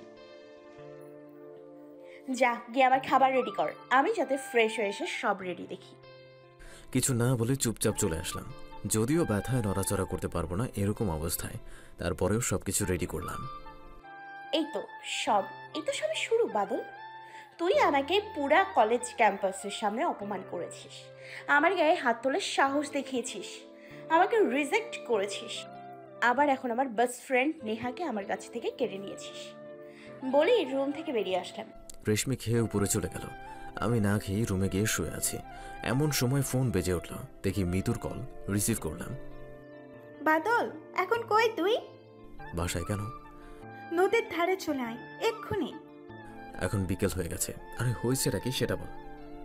তোকে আসতে বলছি, আয় তুই। আচ্ছা, কোনো কিছু আর বললাম না। নদীর ধারে চলে গেলাম। গিয়ে দেখি এক জায়গায় মিতু দাঁড়িয়ে আছে। কিরে, এতক্ষণ লাগে আসতে? পুরা আধা ঘন্টা ধরে অপেক্ষা করছি। আরে একটু দেরি হয়ে গেল। তো কেন ডাকলি? কোনো দরকার আছে কি? এমনি। কি আর ডাকতে পারি না? না, তা নয়। এমন সময় মিতুর চোখ পড়ল বাদলের ঘাড়ের দিকে। দাগ দেখে বুঝতে পারলো বেল দিয়ে মারার জন্য এই দাগটা হয়েছে। কারো ঘাড়ে যদি এমন দাগ হয় তাহলে সারা শরীরে কেমন অবস্থা হবে ভাবতে নিজের ভিতর আটকে উঠল। তাও নিজেকে সামলে নিল। তোর ঘাড়ে কি হয়েছে দেখি? বুঝতে পারলাম মিতুর চোখে কিছু পড়েছে। লুকানোর চেষ্টা করলাম কিন্তু পারলাম না। ইস, কিভাবে মেরেছে! জানোয়ারও মনে হয় এতটা হিংস্র হয় না। আরে বাদ দে সব। আজ এখানে একবারে খেয়ে তারপর যাবি। কিসের বাদ দিব? তুই চল এক্ষুনি আমার বাসায়। ওষুধ তো লাগাসনি বোঝাই যাচ্ছে। চুপচাপ আমার বাসায় চল এখন, না হলে আমার থেকে বেশি খারাপ কেউ হবে না। প্রথমে না করলেও লাভ হলো না। জোর করে আমাকে নিয়ে গেল। তারপর ওষুধ লাগিয়ে দিল। আমি আর কিছু বললাম না। মিতুর মা এসে সব দেখে আর কিছু বলল না। একটা হাসি দিয়ে চলে গেল। আমিও কিছু বুঝলাম না কি ছিল সেই হাসির মানে। না রে, এখনই যেতে হবে। চুপ, 1 মিনিট দাঁড়া, আমি আসছি। বাদুলের জন্য খাবার নিয়ে গেলাম, তারপর ওকে তুলে খাইয়ে দিলাম। এখন যাই? আচ্ছা যা, সাবধানে যাস, কাল দেখা হবে। আচ্ছা। অনেক রাত হয়ে গেছে, প্রায় 10টা বাজে। রেশমির খাওয়া এখনো হয়নি। তাড়াতাড়ি বাসায় চলে গেল বাদল। বাসায় ঢুকতেই, এই ছোট লোকের বাচ্চা, কই গিয়েছিল তুই? কয়টা বাজে দেখেছিস? আসলে একটু কাজ ছিল। তোর আবার কাজ? তাদের খাবার রেডি কর আমার, না হলে তোর কপালে দুঃখ আছে। আচ্ছা, রেশমি খাবার রেডি করে দিলাম। রেশমি খেয়ে চলে গেল। বাদলও সবকিছু পরিষ্কার করে রুমে গিয়ে শুয়ে পড়ল। সকালে অন্যদিনের মতো দুজনে একই গাড়িতে বসে কলেজে গেল। রেশমি গাড়ি থেকে নেমে চলে গেল। বাদল গেল গাড়ি পার্ক করতে। আজ তারা বেশ তাড়াতাড়ি কলেজে এসেছে। আর তারিক মিতু কেউ এখনো আসেনি কলেজে। বাদল গাড়ি রেখে গাছতলার দিকে যেতে থাকলো। তখনই নিয়ার সামনে এসে দাঁড়ালো। বাদল, তোমার সাথে আমার কিছু কথা আছে। বলার জন্য অনেক সুযোগ খুঁজেছি, কিন্তু রেশমি না হয় অন্য কেউ তোমার সাথে থাকার কারণে সুযোগটা পাইনি। জি বলো, কি বলবা? আচ্ছা বাদল, তুমি কি জানো তারেকর অ্যাক্সিডেন্ট কিভাবে হয়েছিল? কেন? জানি তো, ওকে একটা গাড়ি মেরে দিয়েছিল। এতটুকু ঠিক আছে বাদল, কিন্তু তুমি কি জানো যে তারেকের অ্যাক্সিডেন্ট রেশমি করিয়েছিল? আর যেই গাড়ি দিয়ে তারেকের অ্যাক্সিডেন্ট হয় সেটা রেশমি ড্রাইভ করছিল। কি বলছেন এসব জাতা? এটা হতেই পারে না। তারকের অ্যাক্সিডেন্ট করে রেশমির কে লাভ? এটাই হয়েছে বাদল। রেশমি আমার বেস্ট ফ্রেন্ড, ওর নামে মিথ্যা বলে আমার কি লাভ তুমিই বলো? ওই দিন যখন তুমি রেশমিকে মেরেছিলে তখন রেশমিকে আমি দেখেছি। সে গাড়ি ভাড়া করে তারেকের অ্যাক্সিডেন্ট করানোর জন্য, কারণ রেশমি বুঝতে পেরে গেছিল তোমাকে সে টাকা দিয়ে কিনতে পারবে না। আর অপমানের প্রতিশোধ নেবার জন্য সে এটা করলো, কারণ রেশমি জানতো তারেকের কিছু হলে তুমি ঠিক থাকতে পারবা না, আর তারেকের চিকিৎসার টাকার জন্য তুমি রেশমির কাছেই যাবা। এসব কথা শুনে আমার যেন পায়ের নিচ থেকে মাটি সরে যেতে শুরু করলো। কিছু বলতে পারলাম না, নিশ্চুপ দাঁড়িয়ে আছি। এটাই সত্যি বাদল, আমি এখন গেলাম, তোমাকে জানানোর দরকার ছিল তাই জানালাম। সারাদিন এসব ভাবতে ভাবতে কেটে গেল বাদলের। ক্লাসে মন দিতে পারলো না। তারিক বাদলের পাশে বসেছিল। কিরে বাদল, ক্লাস বাদ দিয়ে কি এত ভাবছিস? ও কিছু না রে। ক্লাস শেষ হলো। রেশমিকে বাদল গাড়িতে করে বাড়ি নিয়ে আসলো। বাড়ি আসার পর রেশমি উপরে চলে গেল। বাদলকে নিচে দাঁড়াতে বলে বাদল দাঁড়িয়ে আছে। রেশমি উপর থেকে বেল্ট এনে বাদলকে মারতে শুরু করলো। বাদল কিছু বলছে না, কারণ জানে এখন প্রতিদিনের এটাই তার প্রাপ্য। অভ্যাসের মতো হয়ে গেছে। রেশমি ক্লান্ত হয়ে থেমে গেল, উপরে চলে গেল। এমন সময় বাদল পিছনে থেকে ডাক দিল। এই যে ম্যাডাম, একটু শুনুন। কি হয়েছে বল। একটা সত্যি কথা বলবেন? কি বল। তারকের থেকে নাইস করলাম। অ্যাক্সিডেন্ট আপনি করিয়েছিলেন তাই না? হ্যাঁ আমি করিয়েছিলাম, তোকে কিনেও নিয়েছি। আর কিছু? নাইস তো আপনার কোনো ক্ষতি করেনি। আপনার তো ক্লাসমেট ছিল সে। যা করেছি আমি করেছি। যা করেছি বেশ করেছি। ছোট লোকের বাচ্চা, তোকে কৈফিয়ত দিতে হবে আমার? হ্যাঁ, আমি অনেক ছোট লোক, কিন্তু আপনার মতো না। আপনার প্রতি আমার একটা ভালোবাসা ছিল। আপনি যতই আমার উপর অত্যাচার করুন না কেন, সেটা কখনোই মুছে যেত না। কিন্তু আজ আমি যা জানলাম, তারপর থেকে কোনোদিন আপনার নামের সাথে ভালোবাসা নামের কোনো শব্দ বসাবো না। আপনার জন্য থাকবে শুধুই আমার ঘৃণা। চুপ ছোট লোক, তোর আবার ভালোবাসা আসছে বড় বড় কথা বলতে। চুপচাপ চলে গেলাম সেখান থেকে। রাতে রেশমিকে খাবার দিয়ে নিজে খেয়ে শুয়ে পড়লাম। পরের দিন কলেজ গেলাম। কলেজ শেষ করে বাসায় আসার পর রেশমি খেয়ে রুমে চলে গেল। আমিও খেয়ে শুয়ে আছি। তখন রেশমি ফোন করলাম। আমি ক্লাবে যাব, গাড়ি বের কর। আচ্ছা। গাড়ি বের করে দাঁড়িয়ে আছে নিচে। রেশমি রেডি হয়ে চলে আসলাম। ক্লাবের সামনে গাড়ি থামাতেই দেখি রেশমির বাবা নিহা দাঁড়িয়ে আছে। আমার প্রথমে একটু সন্দেহ হলেও কিছু বললাম না। সন্দেহের কারণটা হলো রেশমির অন্য সব বন্ধুরা একটু দূরে দাঁড়িয়ে আছে, সবার মুখেই ভয়ের চাপ। যাই হোক, রেশমি বিষয়টা খেয়াল করেনি। আমি গাড়ি থামালাম। গাড়ি থেকে নামলাম, নেমেই আমার বন্ধুদের কাছে গিয়ে বললাম, কিরে তোরা সবাই এসছিস? নিহা কই? রেশমির কথা কেউ উত্তর দিল না। রেশমি একাই ক্লাবে ঢুকতে যাবে এমন সময় ঠাস ঠাস করে রেশমি থাপ্পড়ের ঝুঁক সামলাতে না পেরে মাটিতে পড়ে গেল। সি, তোমাকে আমি এই শিক্ষা দিয়ে মানুষ করেছি? স্ত্রীকে রেখে এত রাতে ক্লাবে আসো তুমি? সি, তুমি আমার মেয়ে ভাবতেও ঘৃণা লাগে। আসলে বাবা আমি তো। চুপ, একদম চুপ। তোমার মুখে আমি আর একটা কথাও শুনতে চাই না। ভাগ্যিস আমাকে বলেছিল, না হলে তো আমি জানতেই পারতাম না যে আমার মেয়ে এরকম। চোখ দিয়ে পানি পড়ছে, সেদিকে খেয়াল নেই আমার। মনে মনে ভাবছি, একবার বাড়িতে যাই, আমার নামে বাবাকে এসব বলা সারা জীবনের মতো ভুলিয়ে দিব। আজকে বুঝিয়ে দেব চাকর হয়ে মাথায় উঠলে তার ফল কি হয়। কি হলো, নির্লজ্জের মতো বসে আছো? যাও, বাড়ি যাও এক্ষুনি। রেশমি উঠে গাড়ি দিকে যেতে থাকলো। বাদল গাড়ি থেকে বের হয়ে আয়। এতক্ষণে সব শুধু দেখলো। মনে মনে যদিও খুশি হয়েছিল, কেননা তার একদমই রাতের বেলা ক্লাবে এসে এসব করা পছন্দ না। তাছাড়া যতই হোক রেশমি বাদলের বউ, এসব ভাবছে বাদল। সে জানেও না বাড়িতে যাওয়ার পর তার জন্য কি অপেক্ষা করছে। বাড়িতে পৌঁছে গেল দুজনে। কারোর সাথে কারো কথা হলো না। রেশমি গাড়ি থেকে নেমে সোজা বাড়িতে চলে গেল।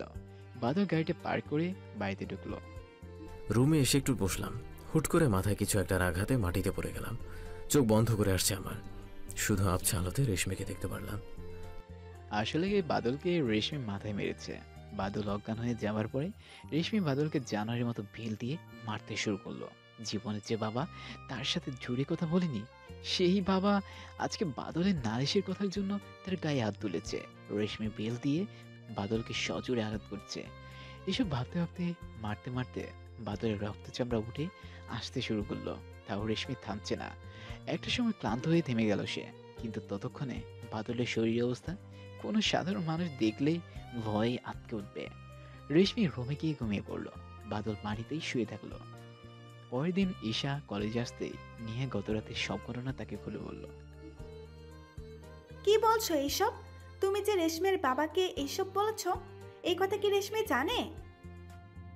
না। ও শিট ম্যান। কেন, কি হয়েছে? এখন রেশমি ভাববে যে ওর বাবাকে রাতের বেলায় ক্লাবে আসার কথা বাদল বলেছে। এটা ভাবলে কি এমন হবে? তুমি জানো না এটার জন্য বাদলের সাথে কি হতে পারে। এমন সময় দেখি রেশমি কলেজে ঢুকলো, কিন্তু সে একা। ভয়ে বুকটা কেঁপে উঠলো আমার। এদিকে আস্তে আস্তে জ্ঞান ফিরেছে বাদলের। চোখ খুলতে দেখলো সে মাটিতে পড়ে আছে। মাথায় আঘাত করার কারণে মাথাটা ফুলে আছে। বাদল একটু নড়তে যাবে, ঠিক তখনই ব্যথা কুকড়ে চিৎকার দিয়ে উঠল। চিৎকারের কারণ কিন্তু তার মাথায় আঘাত না। বাদল দেখলো তার বুক, পিঠ থেকে শুরু করে প্রায় সব শরীর আঘাতে কালো হয়ে গেছে। অনেক জায়গায় মাংস পর্যন্ত উঠে গেছে। সামান্য নড়তে গেলেও ব্যথায় সারা শরীর কেঁপে উঠছে। এতটা কষ্ট হচ্ছিল বাদলের, তবুও সে হাসছে। এটাই তার প্রাপ্য। নিজেকে সে বিক্রি করে দিয়েছে, কোনো দোষ না করেও তার দোষ। মাথায় আঘাতের ব্যথা বাদলে বুঝতে পারছে না। এমন সময় বাদলের ফোন বাজতে শুরু করলো। বাদল কোনোভাবে ফোনটা ধরতে পারছে না। অনেকবার চেষ্টা করার পর কোনো মতে ফোনটা রিসিভ করলো। কিরে বাদল, কি হয়েছে তোর? মুখ টানাতে পারছি না, অনেক কষ্টে বললাম। কিছু না রে। বাদলের ভয়েস এমন শোনালো কেন? না, এক্ষুনি আমাকে যেতে হবে। তুই ফোন রাখ। বাদল, আমি আসছি। কিছু বলতেই পারলাম না, বলবো কি করে, সে শক্তি আমার নেই। নাইস এখনো কলেজে আসেনি, ওকে আর ফোন দিলাম না। সোজা রেশমির নতুন বাসাটাই চলে গেলাম। ঠিকানাটা বাদলের থেকেই নিয়েছিলাম। গিয়ে দেখি দরজা বন্ধ। কি করব ভেবে পাচ্ছি না। তখনই নাইসকে ফোন দিলাম। কলেজে কেন আসিস নি ঈশা? এখন এত কথা বলার সময় নেই, তুই এক্ষুনি আমার দেওয়ার ঠিকানায় চলে আয়। বলেই নাইসকে ঠিকানা দিলাম। বাদল কই, জানিস কিছু? ঈশার দেওয়া ঠিকানায় গেলাম, দেখি ঈশা দাঁড়িয়ে আছে। নাইসকে সব খুলে বললাম। ঈশার কথা শুনে অনেক চিন্তা হতে শুরু করলো। কোনো উপায় না পেয়ে বাসায় দরজা ভেঙে ফেললাম। দুজনেই ভিতরে ঢুকে বাদলকে খুঁজতে শুরু করলো। একটু পরে বাদলের রুমে গিয়ে তারা দুজনেই যা দেখলো তাতে তাদের মাথায় যেন বাজ পড়লো। মাটিতে বাদল পড়ে আছে, সারা শরীর দিয়ে রক্ত ঝরছে। সব জায়গায় চামড়া প্রায় ছড়ে গেছে, কোনো কোনো জায়গায় মাংস পর্যন্ত উঠে গেছে। গায়ে থাকা শার্ট পর্যন্ত ছিঁড়ে গেছে অনেক জায়গায়। বাদলের এই অবস্থা দেখে নাইজের কষ্ট যেন কলিজা ছিঁড়ে যাচ্ছে। ঈশা কাঁদতে কাঁদতে বাদলকে জড়িয়ে ধরল। এ এ বাদল, কি হয়েছে তোর? প্লিজ কথা বল। ওকে হসপিটালে নিয়ে যেতে হবে রে, খুব খারাপ অবস্থা করেছে। শরীরে কোনো একটা জায়গা বাকি নেই যেখানে আঘাত পায়নি। তাহলে নিয়ে চল। ততক্ষণে বাদল আবার জ্ঞান হারিয়েছে। নাইজ আর ঈশা দুইজনে মিলে ধরে বাদলকে ঈশার গাড়িতে তুলল। হসপিটালে আসার পরে বাদলকে অ্যাডমিট করা হলো। নার্স ঈশাকে রিসেপশনে গিয়ে ফর্ম ফিল আপ করতে বলল। ঈশাও সেখানে চলে গেল ফর্ম ফিল আপ করতে। এমন সময় রিলেশন উইথ পেশেন্ট এই জায়গায় গিয়ে ঈশা আটকে গেল। বেশি না ভেবে ওয়াইফ দিয়ে ফর্ম জমা দিল। ঈশা নাইজ দুইজনে বাইরে বসে আছে। একটু পর ডাক্তার বের হলো। ডক্টর, বাদল এখন কেমন আছে? দেখুন, মাথায় আঘাতের জন্য যে ইনজুর হয়েছিল সে বিপদ এখন কেটে গেছে, কিন্তু ওনার শরীর অনেক বেশি আঘাত করা হয়েছে। ওনাকে অনেকদিন বেড রেস্টে রাখতে হবে। ওকে ডক্টর, ধন্যবাদ। ডাক্তার চলে গেল। ঈশা আর নাইস বাহিরে বসে আছে। সন্ধ্যা হয়ে গেছে। এমন সময় নার্স এসে বলল। নাইস ঈশা দুজনেই ভিতরে ঢুকলো। নাইস ভিতরে দাঁড়িয়ে আছে। আজ কেন জানি তার ভিতরে একটা অপরাধবোধ কাজ করছে। তার মনে হচ্ছে বাদলের আজ এই অবস্থার কারণ সে নিজে। ঈশা বাদলের কাছে গিয়ে ওকে জড়িয়ে আবার কাঁদতে শুরু করলো। এমন সময় বাদল ধীর গলায় বলল, প্লিজ কাঁদিস না।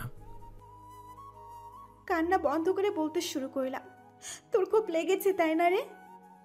আরে না। আমাকে ক্ষমা করে দিস বাদল। আরে পাগল, ক্ষমা চাচ্ছিস কেন? আজব। আমার জন্য আজ তোর এই অবস্থা। আরে পাগল, তোর জন্য না, যা হবার তা হবে, বাদ দে। একটু পর ঈশা নাইজকে চলে যেতে বলল। নাইজ প্রথমে যেতে চাইল না, কিন্তু ঈশা একরকমের জেদ করেই বাসায় পাঠিয়ে দিল। তারপর বাদলকে খাইয়ে দিল। তারপর বাদলের পাশে বসে থাকতে থাকতে ঘুমিয়ে পড়ল। এদিকে রেশমি বাসায় এসে দেখলো বাদল নেই। যদিও সে কলেজে ঈশা নাইজের এইভাবে বের হয়ে যাওয়া খেয়াল করেছিল, তাও মনে হচ্ছে যে ওরা যদি এসে না নিয়ে যায় তবে বাদল নিজ থেকে কোথাও যেতে পারবে না। ধ্যাত, আমি ওই ছোট লোকটার কথা এত ভাবছি কেন?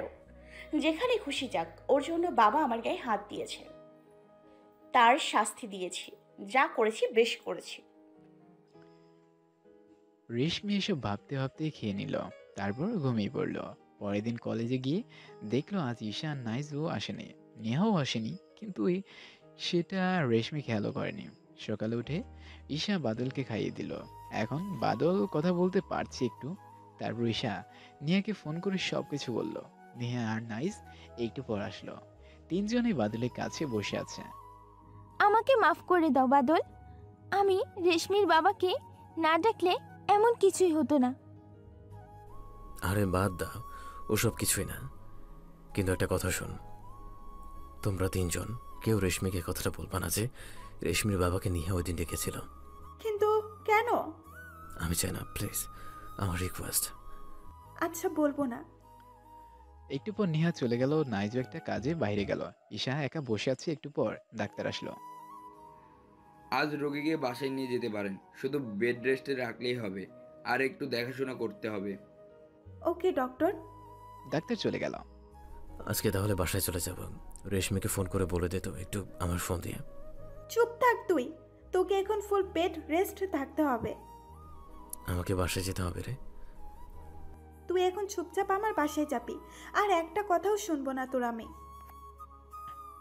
ঈশা বাদলকে নিজের গাড়িতে তুলল, সাথে হসপিটাল আর দুইজন ছেলে স্টাফকে সাথে নিল, কারণ বাদল হাঁটতে পারবে না আর ঈশা একা একা ওকে রুমেও নিয়ে যেতে পারবে না। তারপর বাসায় এসে কলিং বেল চাপলো। ঈশার মা দরজা খুলতেই ঈশা বাদলকে নিজের গাড়িতে তুলল, সাথে হসপিটালে আর দুইজন ছেলে স্টাফকেও সাথে নিল, কারণ বাদল হাঁটতে পারবে না আর ঈশা একা একা ওকে রুমেও নিয়ে যেতে পারবে না। তারপর বাসায় এসে কলিং বেল চাপলো। ঈশার মা দরজা খুলতেই, কিরে, কই ছিলি কালকে? তুই বাসা আসিসনি কেন? জানিস আমাদের কত টেনশন হচ্ছিল। মা, বাদলকে নিয়ে হসপিটালে ছিলাম, আর ফোনে চার্জ ছিল না। কেন, বাদলের কি হয়েছে? সব বলবো মা, কিন্তু এখন আগে বাদলকে ঘরে নিয়ে যাই। এরপর ঈশার মা আর আটকালো না। ঈশা বাদলকে রুমে শুয়ে দিল, খাবার এনে বাদলকে খাইয়ে দিল, ওষুধ খাইয়ে বাদলকে ঘুম পাড়ালো। তারপর নিচে আসতেই, কি হয়েছে রে বাদলের? আমাকে সব খুলে বলতো।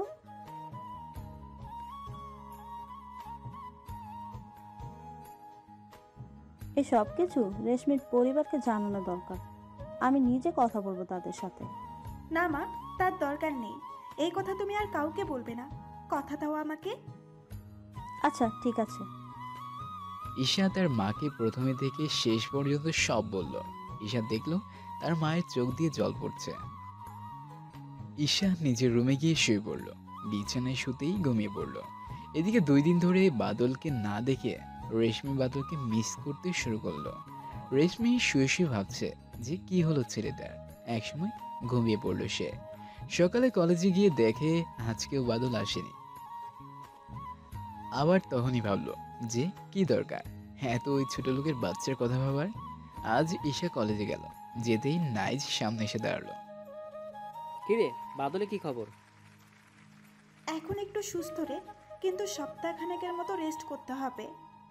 ও, কলেজ শেষে দেখা করতে যাবো ওর সাথে। আচ্ছা।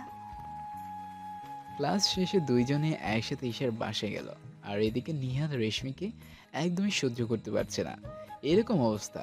রেশমি কারণ জানতে চাইলেও সে কিছু বলে না। সেদিন রাতেও সত্যিটা বলতে পারে না বাদলের জন্য। নাইজ এবং ঈশা দুজনে বাসে পৌঁছে গেল। কিরে বাদল, এখন কেমন লাগছে? কেমন আছিস? তোদের মতো এত ভালো বন্ধু থাকতে খারাপ কিভাবে থাকে বল? আমার জন্য তোর এই অবস্থা রে। এই কথা আর একদম বলবি না। এরপর তিনজন একসাথে দুপুরে খাবার খেলো। নাইজ একটু পর বিদায় জানিয়ে চলে গেল। রাতে ঈশা বাদলকে খাইয়ে দিয়ে একটু গল্প করতে করতে কখন যে ঘুমিয়ে পড়েছে সে নিজেই জানে না। ঈশা যেখানে বসেছিল ঈশা সেখানে বসে বসেই ঘুমিয়ে পড়েছে। মাঝরাতে কারো একজনের গঙ্গানির শব্দ শুনে ঈশার ঘুম ভেঙে গেল। ঘুম থেকে উঠে এসে দেখতে পেল বাদল ব্যথায় ঘুমাচ্ছে। আসলে যেসব জায়গায় জখম হয়ে গেছে সেখানে ব্যথা করছে, ওষুধের প্রভাব কমে যাওয়ার কারণ। ঈশা বাদলের পিঠে সেঁক দিয়ে দিল হালকা করে।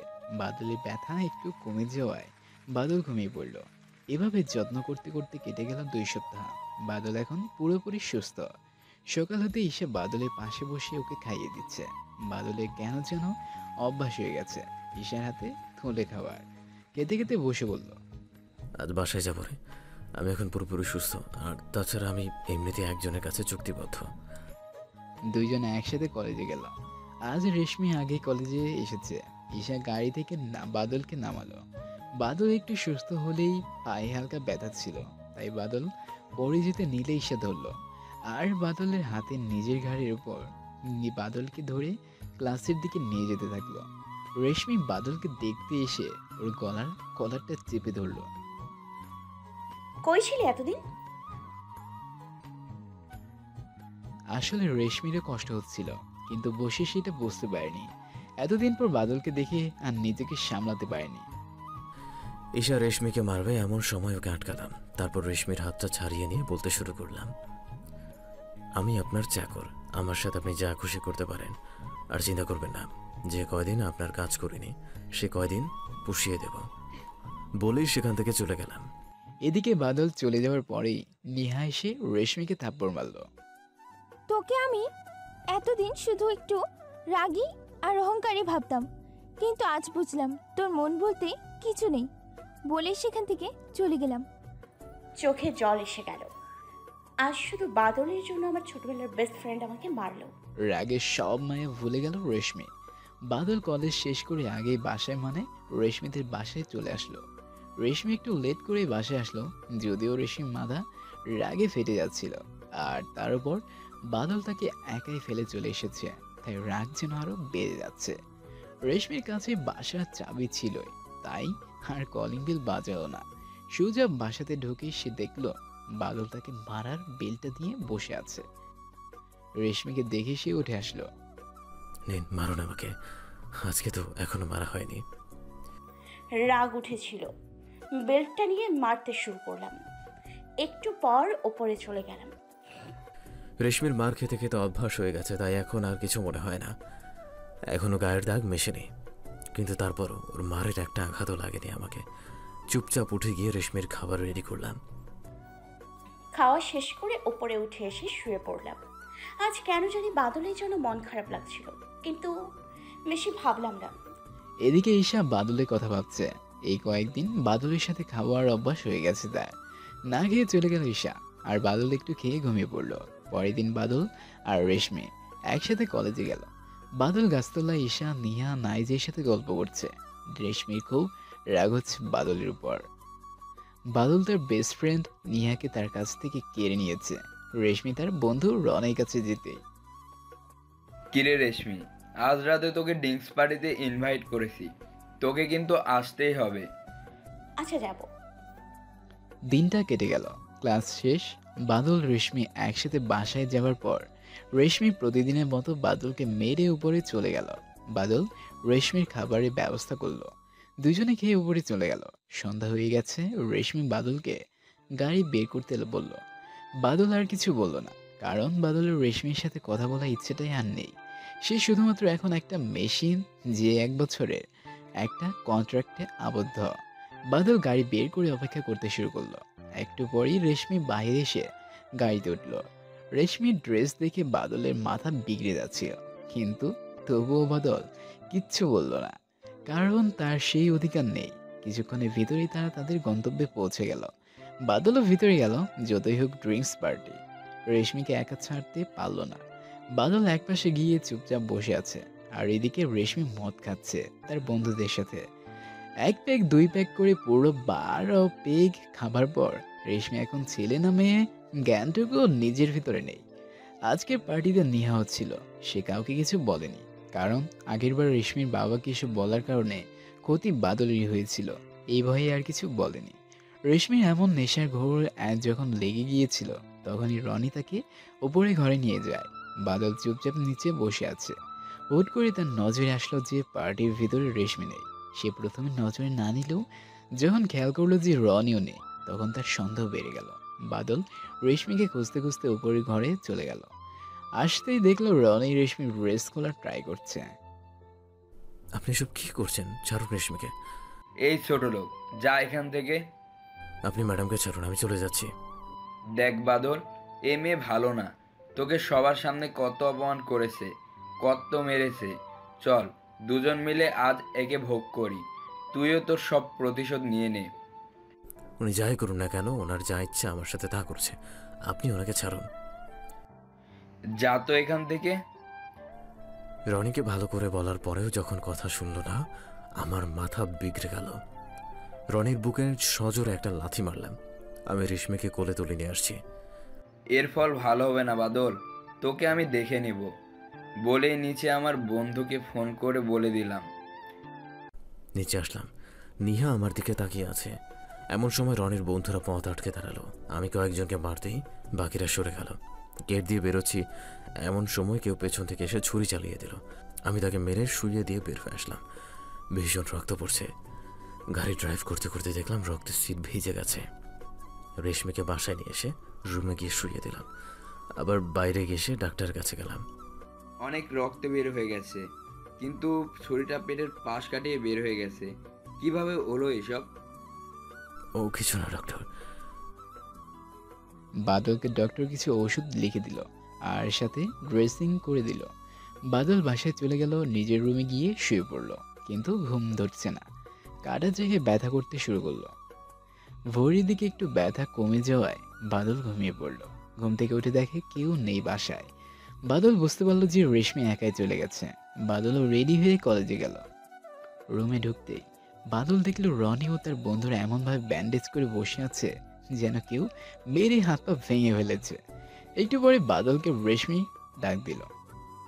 এই জানোয়ারের বাচ্চা, তোকে শুধু ছোট লোক ভেবেছিলাম, কিন্তু তুই তো দেখছি চরিত্রহীন। ম্যাডাম, আমার কথাটা শুনুন। তোর কোনো কথা আমি শুনতে চাই না। দেখ রেশমি, তোকে বাঁচিয়েছি বলে তোর এই চাকর এইভাবে আমাদের মেরেছে। ওকে আজ আমি চরম শাস্তি দিব। আমার বন্ধুর গায়ে হাত দেওয়ার স্বাদ আমি মিটিয়ে দিব। এই কথা বলেই রেশমি নিজের পায়ের জুতা খুলল। রনিকে বললাম, এটা দিয়ে মার বাদলকে। তোর চাকরকে তুই শাস্তি দে। ঠিক বলেছিস, বাদলকে মারতে শুরু করলাম। নিহা ক্লাসে ঢুকতে দেখলো রেশমি বাদলকে মারছে। নিহা গিয়ে রেশমিকে থামালো। বাদলকে মারছিস কেন তুই? তুই কালকে পার্টিতে ছিলি না? ও আমার সাথে নষ্টামি করতে শুরু করে যখন আমি নেশার ঘরে যাই। সুযোগ নেবার চেষ্টা করে। রনি আর ওর বন্ধুরা আমাকে বাঁচাতে যায় বলে দেখ কি অবস্থা করেছে ওদের। তুই আদৌ আসল ঘটনা জানিস? এটাই তো আসল ঘটনা। কাকে? বাদলই তোকে বাঁচিয়েছে। রনি তোর নেশার ঘোরের সুযোগ নিতে চেয়েছিল, আর বাদল তোকে বাঁচানোর জন্য রনির বন্ধুরা বাদলকে ছুরি পর্যন্ত মেরেছে। বাদলের রক্ত পড়ছিল, তাও তোকে ফেলে রেখে যায়নি, আর তুই তাকে এইভাবে মারছিস? ছি রেশমি! কি সব যাতা বলছিস তুই? এটাই সত্যি। বিশ্বাস না করলে আদ্রিতার থেকে শোন। বল আদ্রিতা। আদ্রিতা আর রেশমির বান্ধবী ও পাশেই ছিল। গত রাতের পার্টিতে নিহার সাথেই ছিল। কি বলবো বুঝতে পারছি না। রনি, তুই কাজটা ঠিক করলি না। বলেই সেখান থেকে চলে গেল। বাদল আর কিছু বললো না, আর এসব শুয়ে গেছে। রেশমি সারাদিন বাদলের কথা ভাবতে ভাবতে কাটিয়ে দিল। কলেজ শেষে বাদল আর রেশমি একসাথে বাসায় আসলো। রাস্তায় তাদের দুজনে কোনো কথাই হলো না। বাড়িতে ঢুকে গেল রেশমি। বাদল গাড়ি রেখে বাসে ঢুকতেই কলেজ শেষে বাদল আর রেশমি একসাথে বাসায় আসলো। রাস্তায় তাদের দুজনে কোনো কথা হলো না। বাড়িতে ঢুকে গেল রেশমি। বাদল গাড়ি রেখে বাসায় ঢুকতে রেশমি বাদলের সামনে এসে দাঁড়ালো। আই এম সরি বাদল, আমি আসলে রনির আসল চেহারাটা বুঝতে পারিনি। আরে ব্যাপার না, আমি তো কাজের লোক, সবই সহ্য করতে পারি। এই নিন বেল্ট। আজকের মারটা তো এখন মারা হয়নি। কিছু না বলে সেখান থেকে চলে আসলাম। বাদল খাবার রেডি করলো। রেশমি খেয়ে উপরে চলে যাওয়ার পর বাদলও খেয়ে নিল। রেশমি রুমে শুয়ে শুয়ে বাদলের কথা ভাবতে শুরু করলো। হুট করে তার মনে হলো যে কি দরকার এত ভাবার ছোট লোকটাকে নিয়ে। যা হওয়ার হয়েছে। দুজনেই ঘুমিয়ে পড়ল। পরের দিন সকালে রেশমি ঠিক করলো আজ শাড়ি পরে কলেজে যাবে। রেশমি শাড়ি পরে নিহাকে ফোন দিল। নিহা রেশমির সাথে ভালো করে কথা না বললেও রেশমিকে শাড়ি পরা শিখিয়ে দিচ্ছিল। এমন সময় বাদল ঘরে ঢুকে পড়লো ভুল করে। বাদল কিছু না বলে বেরিয়ে আসবে তখনই। একা একটা মেয়েকে শাড়ি পরতে দেখেই ঘরে ঢুকে পড়েছিস, চরিত্রহীন কোথাকার। কথাগুলো শুনে খারাপ লাগলো। গালে হাত দিয়ে বেরিয়ে আসলাম ঘর থেকে। দুইজনই রেডি হয়ে কলেজে চলে আসলো। বাদল গাড়ি রেখে আসতেই ঈশাকে চোখে পড়লো বাদলে। সত্যি অনেক সুন্দর লাগছিল আজ মেয়েটাকে নীল শাড়িতে। যে কেউ দেখে ক্রাশ খাবে। কেমন আছিস বাদল? ভালোই। তুই? এই তো। আমায় আজ কেমন লাগছে বাদল, বল তো? হুট করে পিঠে হাত দিয়ে ঈশা এই কথা বলায় চমকে উঠলাম। সামলে নিয়ে ওর দিকে তাকিয়ে বললাম, পরের মতো লাগছে। কথাটা শুনে ঈশা একটু হেসে অন্যদিকে তাকালো। আমাকে তো সবাই ভুলেই গেছিস, টাইম দিচ্ছিস না বাবা। আরে না। ধ্যাত, ভুলবো কেন? তাই তো। আচ্ছা বাদল, আজ কলেজ ছুটি হলে একটু থাকিস তো? আচ্ছা, কিন্তু কেন? থাকতে বলেছি, থাকবি।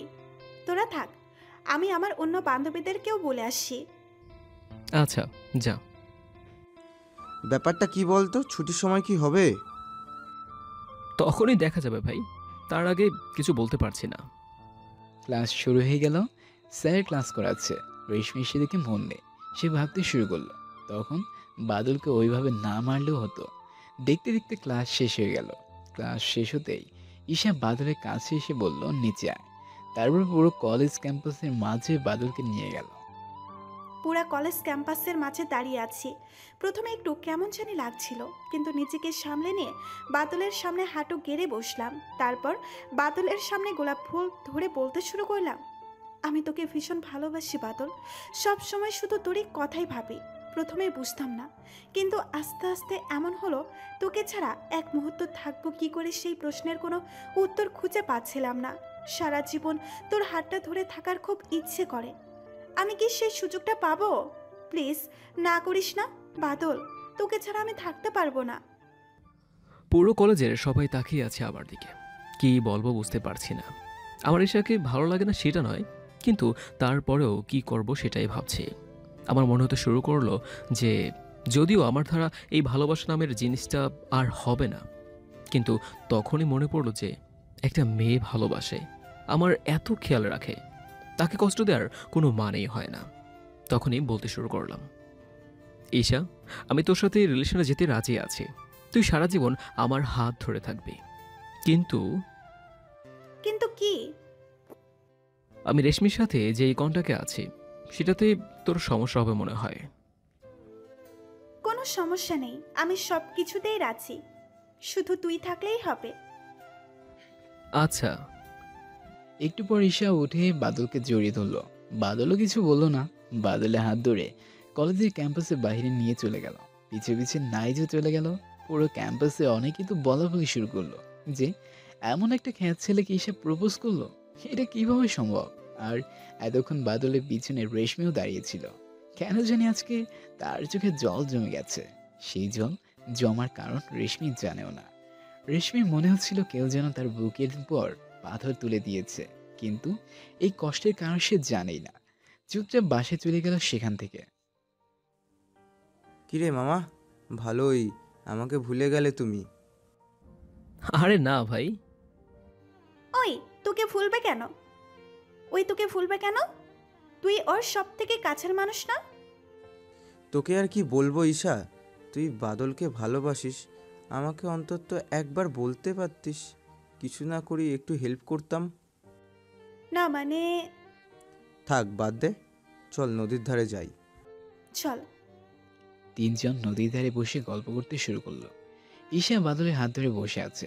আজ তার সব থেকে ভালো লাগছে, কেননা বাদলকে সে তার মনের কথা জানাতে পেরেছে।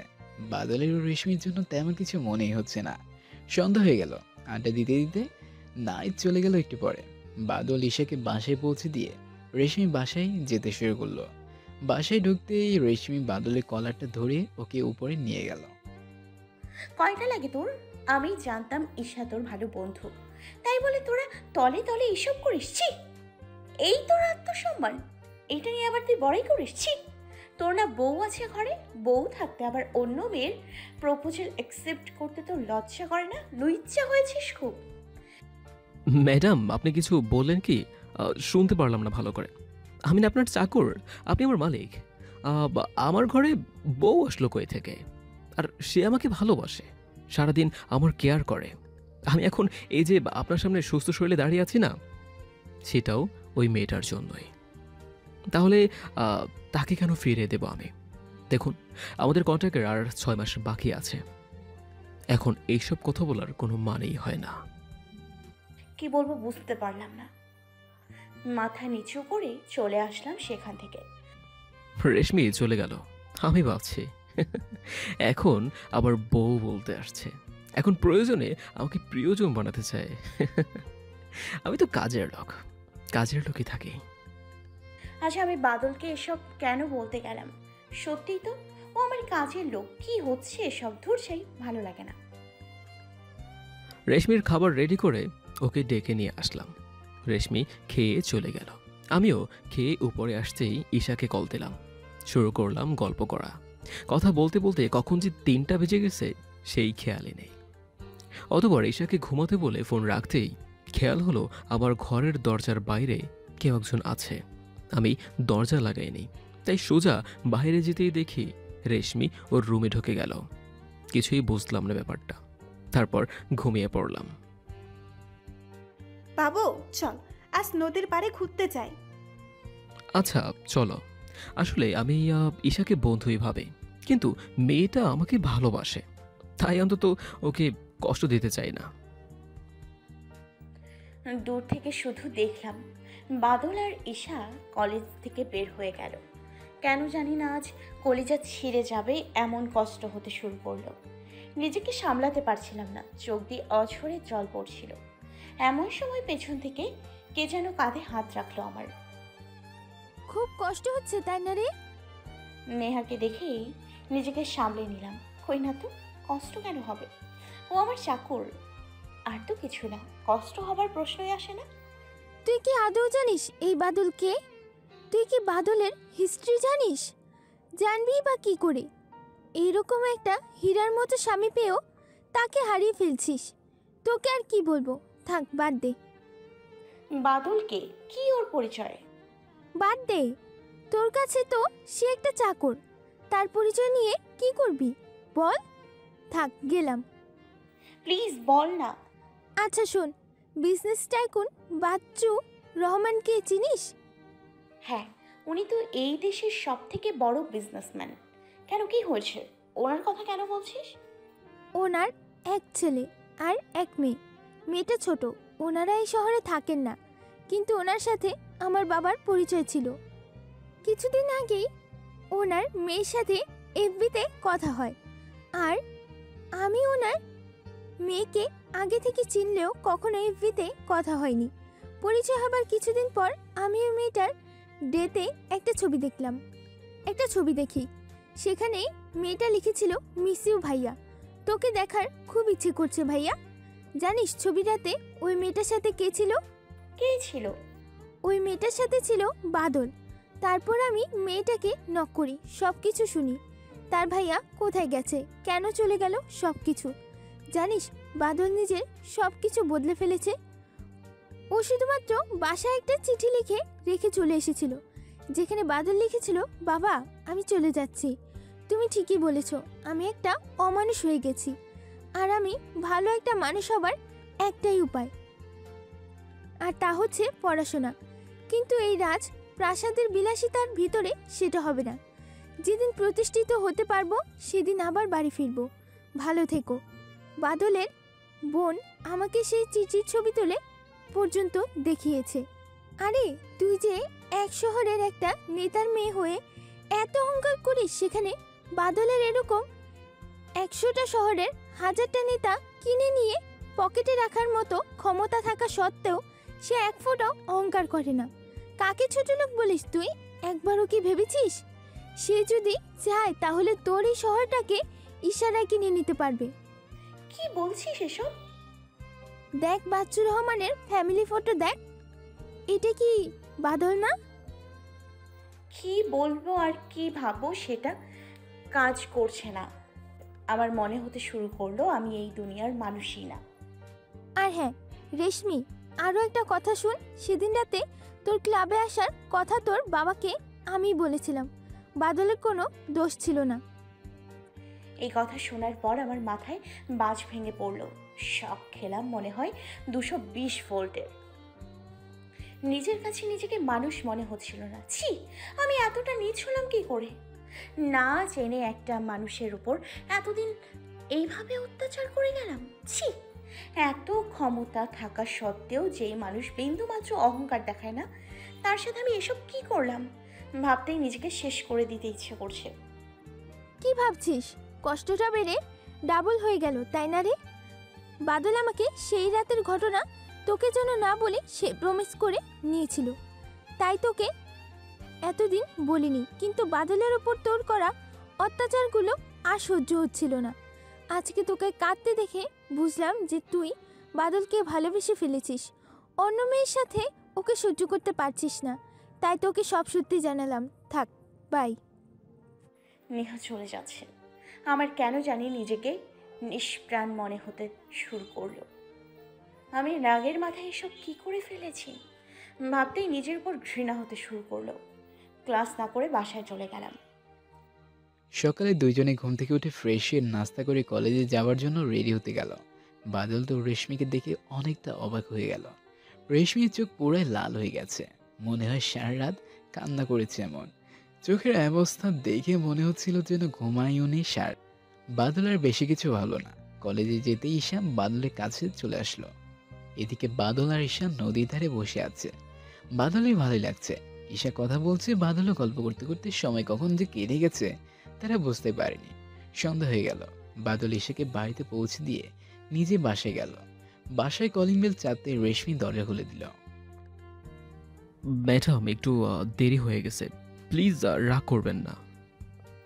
কোনো কথা না বলে বাদলের পা জড়িয়ে ধরলাম। বাদল, প্লিজ আমাকে ক্ষমা করে দাও, আমি বুঝতে পারিনি। না বুঝে তোমার সাথে এতদিন রাগের মাথায় অনেক অত্যাচার করেছি। প্লিজ আমায় ক্ষমা করে দাও। তুমি তো বিজনেস টাইকুন নানসুর রহমানের ছেলে হয়েও তোমার ভেতরে সামান্য পরিমাণ অহংকার নেই, আর আমি সামান্য একজন নেতার মেয়ে। রাগে অহংকারে তোমার উপর হাজারো অত্যাচার করেছি। প্লিজ আমায় ক্ষমা করে দাও বাদল। আপনাকে আমার পরিচয় সম্পর্কে কে বলেছে? সে যেই বলুক না কেন, আর সেদিন রাতেও আমি জানতাম না যে তুমি আমার বাবাকে ডাকোনি। প্লিজ বাদল, আমাকে একবার সুযোগ দাও, ক্ষমা করে দাও আমাকে। আমি তোমাকে ভালোবেসে ফেলেছি। হাসছো কেন?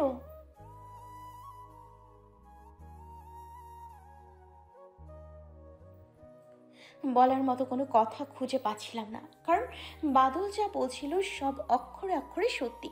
তাও বললাম, আমি তোমার উপর রাগের মাথায় ওসব করে ফেলেছি বাদল, আমায় ক্ষমা করে দাও প্লিজ। আপনাকে কিন্তু আমিও ভালোবাসার কথা বলেছিলাম। আপনি কি বলেছিলেন মনে আছে কি? এখন আমার পরিচয় জানার পর স্বামী ভালোবাসেন আর কত কি বলেছেন, তাই না? আপনার মুখে ভালোবাসার কথা বলতে লজ্জা করছে না? মনে আছে সেই দিনের কথা, যখন পুরো কলেজের ক্যাম্পাসের সামনে জুতো দিয়ে মেরেছিলেন? মনে নেই সেই দিনের কথা, যেদিন আমাকে বেল্ট দিয়ে মেরে হাসপাতালের রোগী বানিয়ে দিয়েছিলেন? সেই দিনের কথা কি মনে পড়ে না, যখন আমি অসুস্থ শরীর নিয়ে জাস্ট আপনাকে বাঁচানোর জন্য শরীর আঘাত পেয়েছিলাম, আর আপনি তার বদলে পুরো ক্লাসের সামনে আমায় জুতো মেরেছিলেন? এত কিছু একটা সরি বলে ভুলিয়ে দিতে চান? বাহ, আপনি আমার শরীরটাকে 1 বছরের জন্য কিনে নিলেও মন তো নেননি।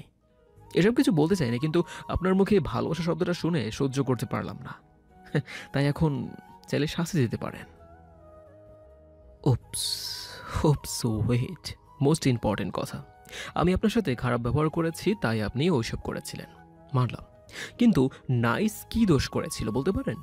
ছেলেটার বাবা মা কেউ নেই, আর আপনি তার সাথে এমন করলেন কিভাবে? সামান্য মানবিকতা থাকলেও তো এটা করা সম্ভব না। একবারও ভেবে দেখেছেন, সেই দিন যদি আমি আপনার কাছে না আসতাম তাহলে ছেলেটা মারাও যেতে পারত।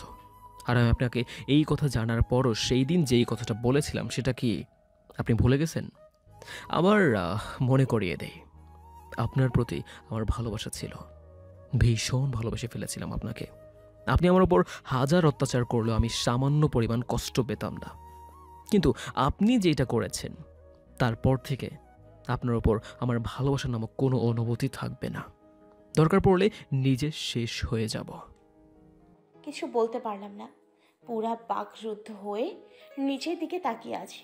চোখ দিয়ে বৃষ্টির মতো জল ঝরছে, কিন্তু বলার মতো কোনো ভাষা নেই আমার। ভাববেন না আমি এসব বলেছি বলে এখনই আপনার কাছ থেকে চলে যাব। কন্ট্রাক্টের বাকি 6 মাস পুরো করেই দিয়ে যাব, তাই টেনশন ফ্রি থাকুন বলেই উপরে আমার রুমে চলে আসলাম। বাদল চলে গেল। আমি নিথর হয়ে বসে আছি মাটিতে। আজ নিজেকে অসহায় মনে হচ্ছে। নিজের রুমে এসে দরজা বন্ধ করে বিছানায় বসে কাঁদতে শুরু করলাম। একটু পর বাদল এসে খেতে যাবার জন্য ডাক দিল। আমি ওকে খেতে বলে শুয়ে পড়লাম। রেশমি না খাওয়া একটু খারাপ লাগলো। মেয়েটা কখনোই না খেয়ে থাকে না। যতই হোক আমি ওকে ভালোবাসতাম, এখনও হয়তো বাসি, কিন্তু আমার তো কোনো অনুভূতি নেই, সবই মরে গেছে। না খেয়ে শুয়ে পড়তে ঈশা ফোন করলো। একটু কথা বলে ঈশাকে ঘুম পড়িয়ে আমিও ঘুমিয়ে পড়লাম। সকালে দুজনই ফ্রেশ হয়ে কলেজের জন্য বের হলো। কেউই খেলো কেউই খেলো না আজকে। কলেজে যেতেই ঈশা বাদলকে নিয়ে চলে গেল। কাল রাতে খাসনি তাই না বাদল? আরে না, খাবো না কেন? তোর মুখ দেখেই বুঝেছি আমি। থাক, আর বলতে হবে না, একটু থাক এখানে, আমি আসছি। আচ্ছা। ঈশা খাবার কিনে এনে বাদলকে তুলে খাইয়ে দিচ্ছে। বাদল কয়েকবার খাইয়ে দিল। সামনে তাকাতে দেখলো রেশমি কাঁদতে কাঁদতে চলে গেল, বলতো না কিছুই। চলো ক্লাসে যাই এখন। আচ্ছা বাবু চল। একটু হেসে দুজন ক্লাসে চলে গেলাম। এদিকে রেশমি কান্না করতে করতে ক্লাসে আসলো। সবাই তার দিকে তাকিয়ে আছে, কিন্তু সেদিকে তার কোনো খেয়ালই নেই। আদ্রি তার পাশে গিয়ে বসলো। কিছু না রে, বাদ দে।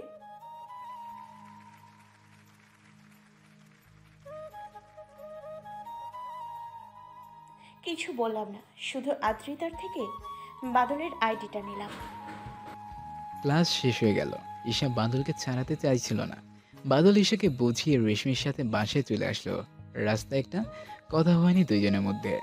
বাসায় আসতেই রেশমি নিজের রুমে গিয়ে দরজাটা বন্ধ করে দিল। বাদল প্রথমে ভাবলো যে রেশমি এমন কেন করলো, কিন্তু পরে আর এই বিষয় নিয়ে মাথা কামালো না। রেশমি দরজাটা বন্ধ করে ঘরে গিয়ে বাদলের গল্প পড়তে শুরু করলো। একটা গল্পের কয়েক পাঠ পড়তেই রেশমি চোখ দিয়ে টপ টপ করে জল পড়তে শুরু করলো। এমন সময় বাদল খাবার রেডি করে রেশমিকে ডাকতে গেল। ম্যাডাম। আমি খাবো না বাদল, তুমি খেয়ে নাও, যাও। চলে আসলাম সেখান থেকে। খেয়ে শুয়ে পড়তে ঘুমিয়ে পড়লাম। এইভাবে আরো 4 মাস কেটে গেল। রেশমি নানাভাবে বাদলের কাছে ক্ষমা চায়, কিন্তু বাদল কোনো কথা নালে তোলে না। রেশমি সেদিনের পর থেকে একবারও বাদলের উপর অত্যাচার তো দূর, খারাপ ব্যবহারও করেনি। বাদলের চোখের দিকে তাকে কথা বলার মতো সাহসও নেই এখন, কারণ সে নিজের অনুভূতি শেষ করে দিয়েছে। এই 4 মাসের বেশিরভাগ দিনই রেশমি না খেয়ে শুধু কান্না করে আর বাদলের গল্প পড়ে কাটিয়ে দিয়েছে। বাদলের ওই 4 মাস ঈশার উপর আরো বেশি মায়া পড়ে আছে। সারাদিন বাদলের সাথে সাথে থাকে, আর বাদলকে একটু হাসানোর চেষ্টা করে ঈশা। বাদল হাসে, কিন্তু সেই হাসির ভিতরে লুকিয়ে থাকে হাজারো কষ্ট আর যন্ত্রণা। ঈশা বাদলের মুখ দেখেই বুঝতে পারে যে বাদলের এই হাসি দিয়েও কষ্টে প্রকাশ পায়। তাও সবসময় চেষ্টা করে বাদলকে খুশি রাখার। আজ রেশমি একটা ফেক আইডি খুলল। বাদল রাতে গল্প লেখা শেষ করে পোস্ট করতেই ফেক আইডি দিয়ে রেশমি মেসেজ দিল। কেমন আছেন? ভালো, আপনি? আপনার গল্প পড়ে আমার অনেক ভালো লেগেছে। আচ্ছা, এত কষ্ট কেন লুকিয়ে থাকে আপনার প্রত্যেক গল্পে? এত কষ্ট কেন আপনার? ও তেমন কিছু না। কাউকে ভালোবাসেন না কাউকে ভালোবাসেন না কেউ ছেড়ে চলে গেছে? ভালোবাসি, ছেড়েও যায়নি। যদি কিছু মনে না করেন তাহলে জানতে পারি কে সে? উনিই আমার স্ত্রী, যাকে আমি ভালোবাসতাম। এখনো হয়তো বাসি, কিন্তু আমার কোনো অনুভূতি নেই কারোর জন্য। ও আচ্ছা। জি, আর আমি তার সাথে আর কয়েক মাস থাকবো। যাই হোক, বাদ দেন। বাদলের এই কথা শুনে ভীষণ কষ্ট হতে শুরু করলো। কিছু না বলে এফবি থেকে বের হয়ে আসলাম। কি করে বাদলের কাছে ক্ষমা চাওয়া যায় সেসব ভাবছি, কিন্তু কোনো উপায় খুঁজে পাচ্ছি না। ভাবলাম ওকে আমি সবার সামনে অপমান করেছি, সবার সামনেই ক্ষমা চাইবো। আমার জীবনে ভালোবাসা এরকম কিছুই নেই। আর ঈশাকেও কষ্ট দেব না আমি, তাই রেশমির কথা ভাবার কোনো প্রশ্নই আসে না। কালকে কলেজে গিয়ে সব ঠিক করতে হবে। ভাবতে ভাবতে সকাল হয়ে গেছে। আজ বাদল ঘুম থেকে ওঠেনি। আমি বাদলের রুমের সামনে গিয়ে ওকে ডাকতে শুরু করলাম। বাদল, এই বাদল, ওঠো। রুমের দরজা খোলা রেখেই ঘুমাই। রুমে গিয়ে বাদলের মাথায় হাত দিতেই দেখি ওর ভীষণ জ্বর। মাথায় জলপট্টি দিয়ে ওর পাশে বসে রইলাম। ঘুম ভাঙতেই দেখলাম রেশমি আমার পাশে বসে আছে। উঠতে যাব, কিন্তু গায়ে সেই শক্তি পাচ্ছি না, কথাও বলতে পারছি না, ভীষণ গলা ব্যথা করছে। রেশমি আমাকে উঠতে দেখে আমাকে তুলে বসালো। আমি রেশমিকে জাস্ট সহ্য করতে পারছিলাম না। উফ, আমি ওকে সরাতেও বলতে পারছিলাম না। ঔষধ খাইয়ে দিলাম বাদলকে, তারপর একটু বাইরে আসলাম। ঈশার কল আসলো। আমি ফোন ধরতেই ও বলতে শুরু করলো, বাবু কলেজে আসবে না? লেট হচ্ছে তো, আমি নিতে আসবো তোমাকে। আসলে একটু খারাপ লাগছে, আজ মনে হয় কলেজ যেতে পারবো না। একটু থাক, আমি আসছি। আরে না, তেমন কিছু হয়নি রে, আসতে হবে না, এমনি ঠিক হয়ে যাব। চুপ করতে বলেছি না তোকে? আমি আসছি, ফোন রাখ তুই এখন, আর রেস্ট নে। তেমন কিছু। ঈশা ফোন কেটে দিল। বাদলের জন্য স্যুপ বানালাম, ওকে খাইয়ে দিতে গেলাম। স্যুপ ওর সামনে ধরতেই, ছি ছি ম্যাডাম, আপনি এসব কি করছেন? চাকরকে কেউ খাইয়ে দেয়? প্লিজ এইসব করবেন না। বাদল প্লিজ দেখো, তুমি এখন অসুস্থ, আমাকে যা শাস্তি দেওয়ার পরে দিও, এখন খেয়ে নাও প্লিজ। কিসের শাস্তি? প্লিজ এসব বাদ দিয়ে আপনি নিচে যান না, আমি আসছি। ঠিক আছে। আমি কিছুক্ষণ পরে কলিং বেল বেজে উঠল। আমি বুঝলাম যে ঈশা এসেছে। রেশমি চলে গেল দরজা খুলতে। নিচে গিয়ে দরজা খুলে দিলাম। আরে ঈশা তুই এখন? বাদল কই? ওপরে। বাদলের রুমে চলে গেলাম। তোকে আশা লাগবে এই সামান্য একটা ব্যাপারের জন্য? অনেক বড় ব্যাপার এটা আমার জন্য, বেশি কথা বললে একদম খবর আছে তোর। জ্বর কিভাবে আসলো তোর? আজব মেয়ে, কখন তুই কখন তুমি বলে কিচ্ছু বুঝি না। আমার জান আমাকেই বকা দিচ্ছে। সরি বাবুটা, নাও খেয়ে নাও। খেতে ইচ্ছে করছে না। এক্ষুনি মাথা ফাটাবো তোর আর একটা কথা বললে। আমি সাথে খাবার এনেছি, হা কর। কি হলো? ভালো করে না বললে খাবো না। বাবু আহা করো, খাও। বাদলকে একটু খাইয়ে দিতেই বাদল আমাকে খাইয়ে দিল। একটু স্যুপ খাইয়ে দে। রেশমি স্যুপ রেখে চলে গিয়েছিল। আচ্ছা নাও। রেশমি দূরে দাঁড়িয়ে এসব দেখছে। এত কষ্ট হচ্ছে তার, যেন কেউ ছুরি দিয়ে তার কলিজা ফালা করছে। আজ এই জায়গায় তার আর থাকার কথা ছিল, কিন্তু বাদল যখন স্যুপটা খেলো রেশমিরই একটু ভালো লাগলো। তিনজনের কেউই আজকে আর কলেজে গেল না। আজ নাই যে একা একা কলেজে এসে কাউকেই দেখতে পেল না। বাদল অসুস্থ শুনে রেশমির বাসায় আসলো নাইস। কিছু সময় কাটিয়ে আবার চলে গেল। ঈশা একেবারে রাতে বাদলকে খাইয়ে দিয়ে সেখানেই থেকে যেতে চাইলো, কিন্তু বাদল থাকতে দিল না, কারণ ঈশার মা চিন্তা করবে। বাদল জোর করে ঈশাকে বাড়িতে পাঠিয়ে দিল। পরের দিন বাদল একটু সুস্থ। ঘুম থেকে উঠেই দেখি রেশমি পাশে বসে ঘুমিয়ে আছে। অনেক সুন্দর লাগছে ঘুমন্ত রেশমিকে দেখে। কিছুক্ষণ ওর দিকে তাকিয়ে থেকে উঠে নাস্তা বানিয়ে ডাকলাম। তুমি না অসুস্থ, এসব কেন করতে গেছো? আমাকে বললি পারতে। দেখুন ম্যাডাম, আমি আপনার কাজের লোক, আপনার কাজ আমাকেই করতে হবে। আর হ্যাঁ, আজ আমি সুস্থ হয়ে গেছি। কিছু বলতে পারলাম না। দুইজনে রেডি হয়ে কলেজে চলে গেল। ক্লাস শেষ হয়ে গেল স্বাভাবিকভাবে। রেশমি আজ কারোর সাথে কথা বলেনি, কিভাবে ক্ষমা চাইবে ভাবতে ভাবতেই কলেজ শেষ হয়ে গেল। দুইজনেই বাসায় চলে আসলো। বাদল খাবার রেডি করে রেশমিকে ডাকলো। রেশমি গেল না, বাদল খেয়ে রুমে চলে গেল। সন্ধ্যা হয়ে গেছে। এমন সময় বাদলের রুমে রেশমি আসলো। আমি একটু বান্ধবীর রসে যাচ্ছি বাদল, তাড়াতাড়ি চলে আসবো। আচ্ছা। রেশমি তার বান্ধবীদের বাসায় চলে গেল। কাল কলেজে যায়নি আর সামনের মাসে এক্সাম, তাই নোটগুলো নেওয়াটা অনেক জরুরি। একটু দেরি হয়ে গেল। রেশমি তার বান্ধবীদের বাসা থেকে বের হয়ে গাড়িটা স্টার্ট দিতে দেখে গাড়ি খারাপ হয়ে গেছে। এত রাতে কোনো উপায় না পেয়ে হাঁটতে শুরু করে দিল। বাসা বেশি দূরে না, মোড়ের কাছে আসতেই রনি আর তার বন্ধুরা রেশমিকে ঘিরে ধরে জোর করে গাড়িতে তুলছে। দেখো রনি, আমার পথ ছাড়ো। না ডার্লিং, আজ তোমায় ছাড়ছি না। সেদিন বাদলের জন্য বেঁচে গেছিলে, কিন্তু আজ কেউ নেই। তোমার গাড়ি এত কষ্ট করে নষ্ট করলাম, আর তোমাকে না নিয়ে চলে যাব ভাবলে কি করে? রনিকে পাশ কাটিয়ে চলে যাব, ঠিক তখনই পেছন থেকে রনি পিছন থেকে রেশমির হাতটা টেনে ধরল। এদিকে বাড়িতে বাদলের চিন্তায় হাতে শুরু করলো। এত সময় তো লাগার কথা না। বাদল চিন্তায় বের হলো রেশমিকে বান্ধবীর বাসা থেকে আনার জন্য। একটু আসতেই দূর থেকে দেখতে পেল একটা মেয়ে আর কয়েকজন ছেলে।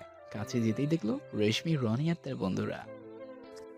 এখান থেকে চলে যা বাদল, আজ কিন্তু বাঁচবি না। চুপচাপ সেখান থেকে পেছন ফিরে চলে আসছে। প্লিজ বাদল, আমায় একা ফেলে যেও না। দেখছিস, তোর স্বামীও তোকে চায় না। ওঠ গাড়িতে। আমি একটু দূরে গিয়ে কয়েকজন মানুষকে ডেকে আনলাম। আসলে আমার শরীর ভালো ছিল না, তাই একা অত মানুষের সাথে পেরে উঠব না। আমাকে এত মানুষ আনতে দেখে রনি আর তার বন্ধুরা গাড়ি করে সেখান থেকে চলে গেল। পাঠকগণ এতক্ষণ ভেবেই ফেলেছেন বাদল বাড়িতে চলে আসলো। ওরা রেশমিকে নিয়ে চলে গেল। সবাই মিলে রেশমিকে একটা বাড়িতে নিয়ে গেল। আরো কত কি। তোমাকে অনেক অনেক ধন্যবাদ বাদল। ধন্যবাদের কিছুই নেই ম্যাডাম। আমি যতদিন আপনার চাকর, আপনাকে রক্ষা করার দায়িত্ব আমার, তাই এর জন্য ধন্যবাদ দিতে হবে না। বাদলের কথা শুনে কান্না ভরা দৃষ্টিতে ওর দিকে তাকিয়ে আছি। চলুন ম্যাডাম, বাসায় চলুন। বাসায় গিয়ে দুজনে ঘুমিয়ে পড়ল। পরের দিন সকালে দুজন কলেজে গেল। একটু আগেই গেছে, তাই তেমন কেউ আসেনি। কিন্তু ঈশা আর নাইজও আজকে আগে এসেছে। আস্তে আস্তে কলেজে ক্যাম্পাস ভরে গেল। এদিকে এসো তো বাদল। ম্যাডাম বলুন। ঈশার নাইসকেও নিয়ে এসো। কেন? যা বলছি তাই করো। আচ্ছা। সবাইকে নিয়ে এসে আমার সামনে দাঁড়ালো বাদল। আমি সাথে সাথে বাদলের পা চেপে ধরলাম। আমাকে প্লিজ ক্ষমা করে দাও বাদল।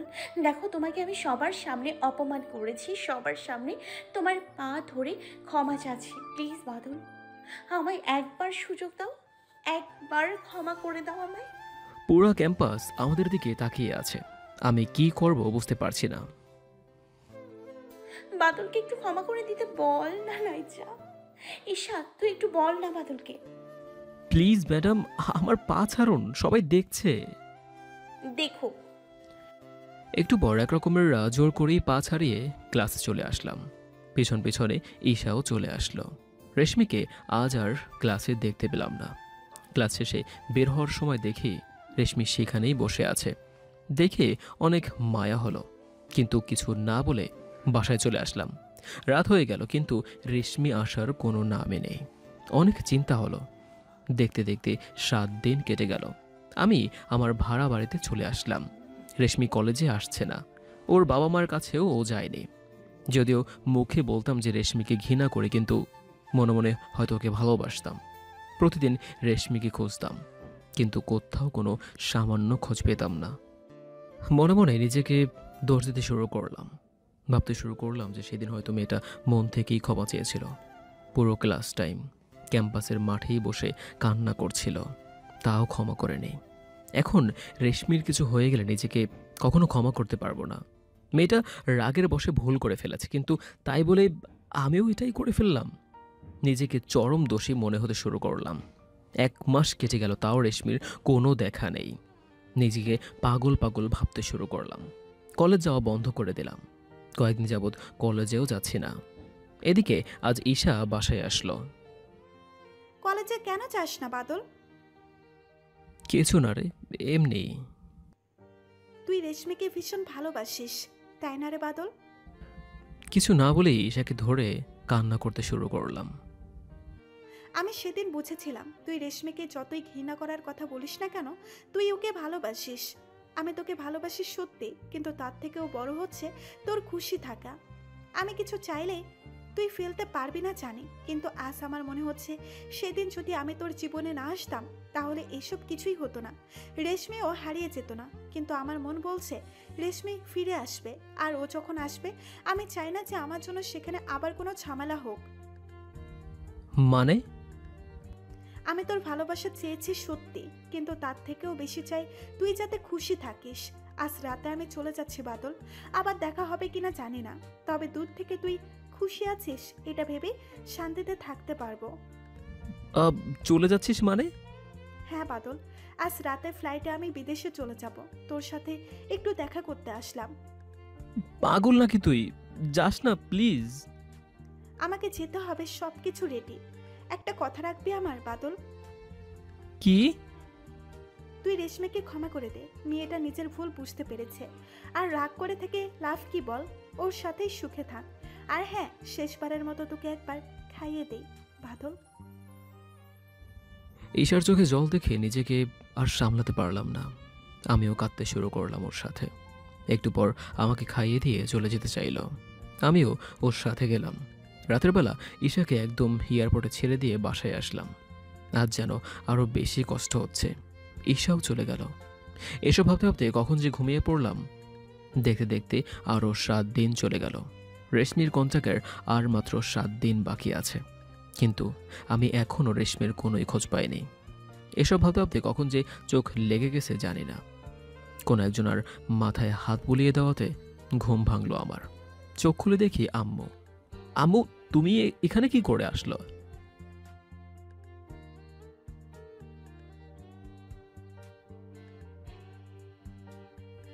সেটা এখন সম্ভব না আম্মু।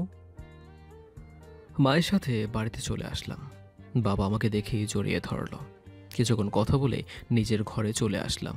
শুয়ে শুয়ে ভাবছি, মায়ের দেখা মেয়ের সাথেই বিয়ে করলে রেশমির কি হবে। এমন সময় মনে পড়লো 2 দিন পর কন্ট্রাক্টের শেষ দিন, ডিভোর্স হয়ে যাবে আমাদের। আর তাছাড়া আমি মাকে কষ্ট দিতে পারবো না। মায়ের দেখা মেয়ের সাথেই বিয়ে করে নেব, এসব ভাবছি। তখনই আমার ছোট বোন আমার ঘরে আসলো। তোর সাথে কথা নেই, আমাকে বলে থাকলে কি করে? রাগ করে না বোনটা আমার, চলে এসেছি তো। অতঃপর অনেকক্ষণ কথা বললাম হাদিকার সাথে। ভাইয়া, তোর হবু বউকে দেখতে কিন্তু সেই কিউট, তুই দেখলে পুরাই ক্রাশ খেয়ে যাবি। কিছুই আর বললাম না, খেতে চলে আসলাম। আর এদিকে হঠাৎ করে 2 দিনও চলে গেল। অন্যদিকে মায়ের কথা মতো বিয়েটাও হয়ে গেল। আমি এখনো মেয়েকে দেখিনি। আসলে সেরকম কোনো ইচ্ছাই হয়নি। বাসার ঘরের সামনে দাঁড়িয়ে আছি। একটু পরে ছোট বোনটা আসলো আমার কাছে। ভাইয়া ভিতরে যা, ভাবি আর কতক্ষণ একা বসে থাকবে? যা। এক রকমের ধাক্কা দিয়েই ঘরে ঢুকিয়ে দিল। আমি ঘরে ঢুকতেই দেখি বড় করে একটা ঘোমটা দিয়ে একটা মেয়ে খাটের উপর বসে আছে। আমি কাছে গিয়ে বসতেই মেয়েটা বাদল বলে ডাক দিল। আমি ডাক শুনে রীতিমতো ধাক্কা খেলাম। নিজেকে সামলিয়ে নিতেই মেয়েটা নিজের ঘোমটা সরালো। আমি মেয়েটার মুখের দিকে তাকাতেই 280 ভোল্টের শক খেয়ে লাফিয়ে মাটিতে পড়ে গেলাম। মেয়েটাকে দেখতে একদম পুরাই পরীর মতো, কিন্তু আমি শক খেলাম মেয়েটাকে দেখতে পরীর মতো সেই জন্য নয়। শক খাওয়ার কারণ হচ্ছে মেয়েটাই ছিল রেশমি। বাদলকে মাটি থেকে তুলে এনে খাটে বসালাম। প্লিজ বাদল, আমাকে ক্ষমা করে দাও। যদিও মনে মনে অনেক আগেই ক্ষমা করে দিয়েছিলাম, তাও সেটা বললাম না। কেন বলবো? আরো কয়েকবার ডাকুক, তারপর বলবো। রাগ উঠে গেল। বাদলকে ধাক্কা মেরে খাটের উপর ফেলে দিলাম। তারপর ওর বুকের উপর চড়ে বসলাম। এই কুত্তা, মাফ করবি কিনা? এক্ষুনি শুরু হয়ে যাব। বল, অনেক কষ্ট দিয়েছিস। এই ছি ছি, এইসব কি করছেন? নামুন। বলবি কিনা বল। আচ্ছা, ক্ষমা করেছি, এবার তো নামো। না, নামবো না। এসব কি করে হলো? আর তুমি আমার বাসায় আসলে কিভাবে? সেদিন যখন আমি অতক্ষণ ধরে মাঠে বসে কান্না করার পরেও তুই আমার কথা শুনলি না, তখন আমি ওখান থেকে উঠে নিহার বাসায় চলে যাই। নিহা তোকে আগে থেকেই তোর পরিচয় জানতো, তোর বাসায়ও চিনত। আমি সেদিন নিহার কাছে গিয়ে কান্না করি। তখন আমাকে নিহা বলে, তুই বাদলের মায়ের সাথে কথা বলে এসব ঠিক করতে পারিস। বাদল কখনো ওর মায়ের কথা ফেলবে না। তখন আমি ওর থেকে তোর বাসার ঠিকানা নিয়ে এখানে আসি, তোর মাকে সব খুলে বলে ক্ষমা চাই। উনি ক্ষমাও করে দেন। তারপর এই 2 মাস আমি তোর মায়ের সাথেই ছিলাম।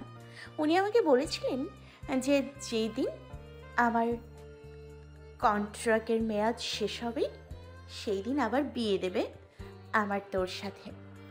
আমিও এখানেই থাকতে শুরু করি, আর এর ভেতরে ঈশা সব জানতে পারে। তাই তো বলি, ঈশা কেন বললো যে রেশমি ফিরে আসবে, এই ব্যাপার। বাট ঈশা বিদেশ চলে গেছে। জানি আমি, ও পড়াশোনা শেষ করে দেশে ফিরে আসবে, কিন্তু এখন তোর খবর হবে। অনেক কষ্ট দিয়েছিস আমাকে। কি বলবো, ভাষা খুঁজে পাচ্ছি না। রেশমি আমার বুকে কিল ঘুষিয়ে মারতে শুরু করলো। আর তারপর এত ইতিহাস জেনে কি লাভ ভাই, গল্প তো শেষ।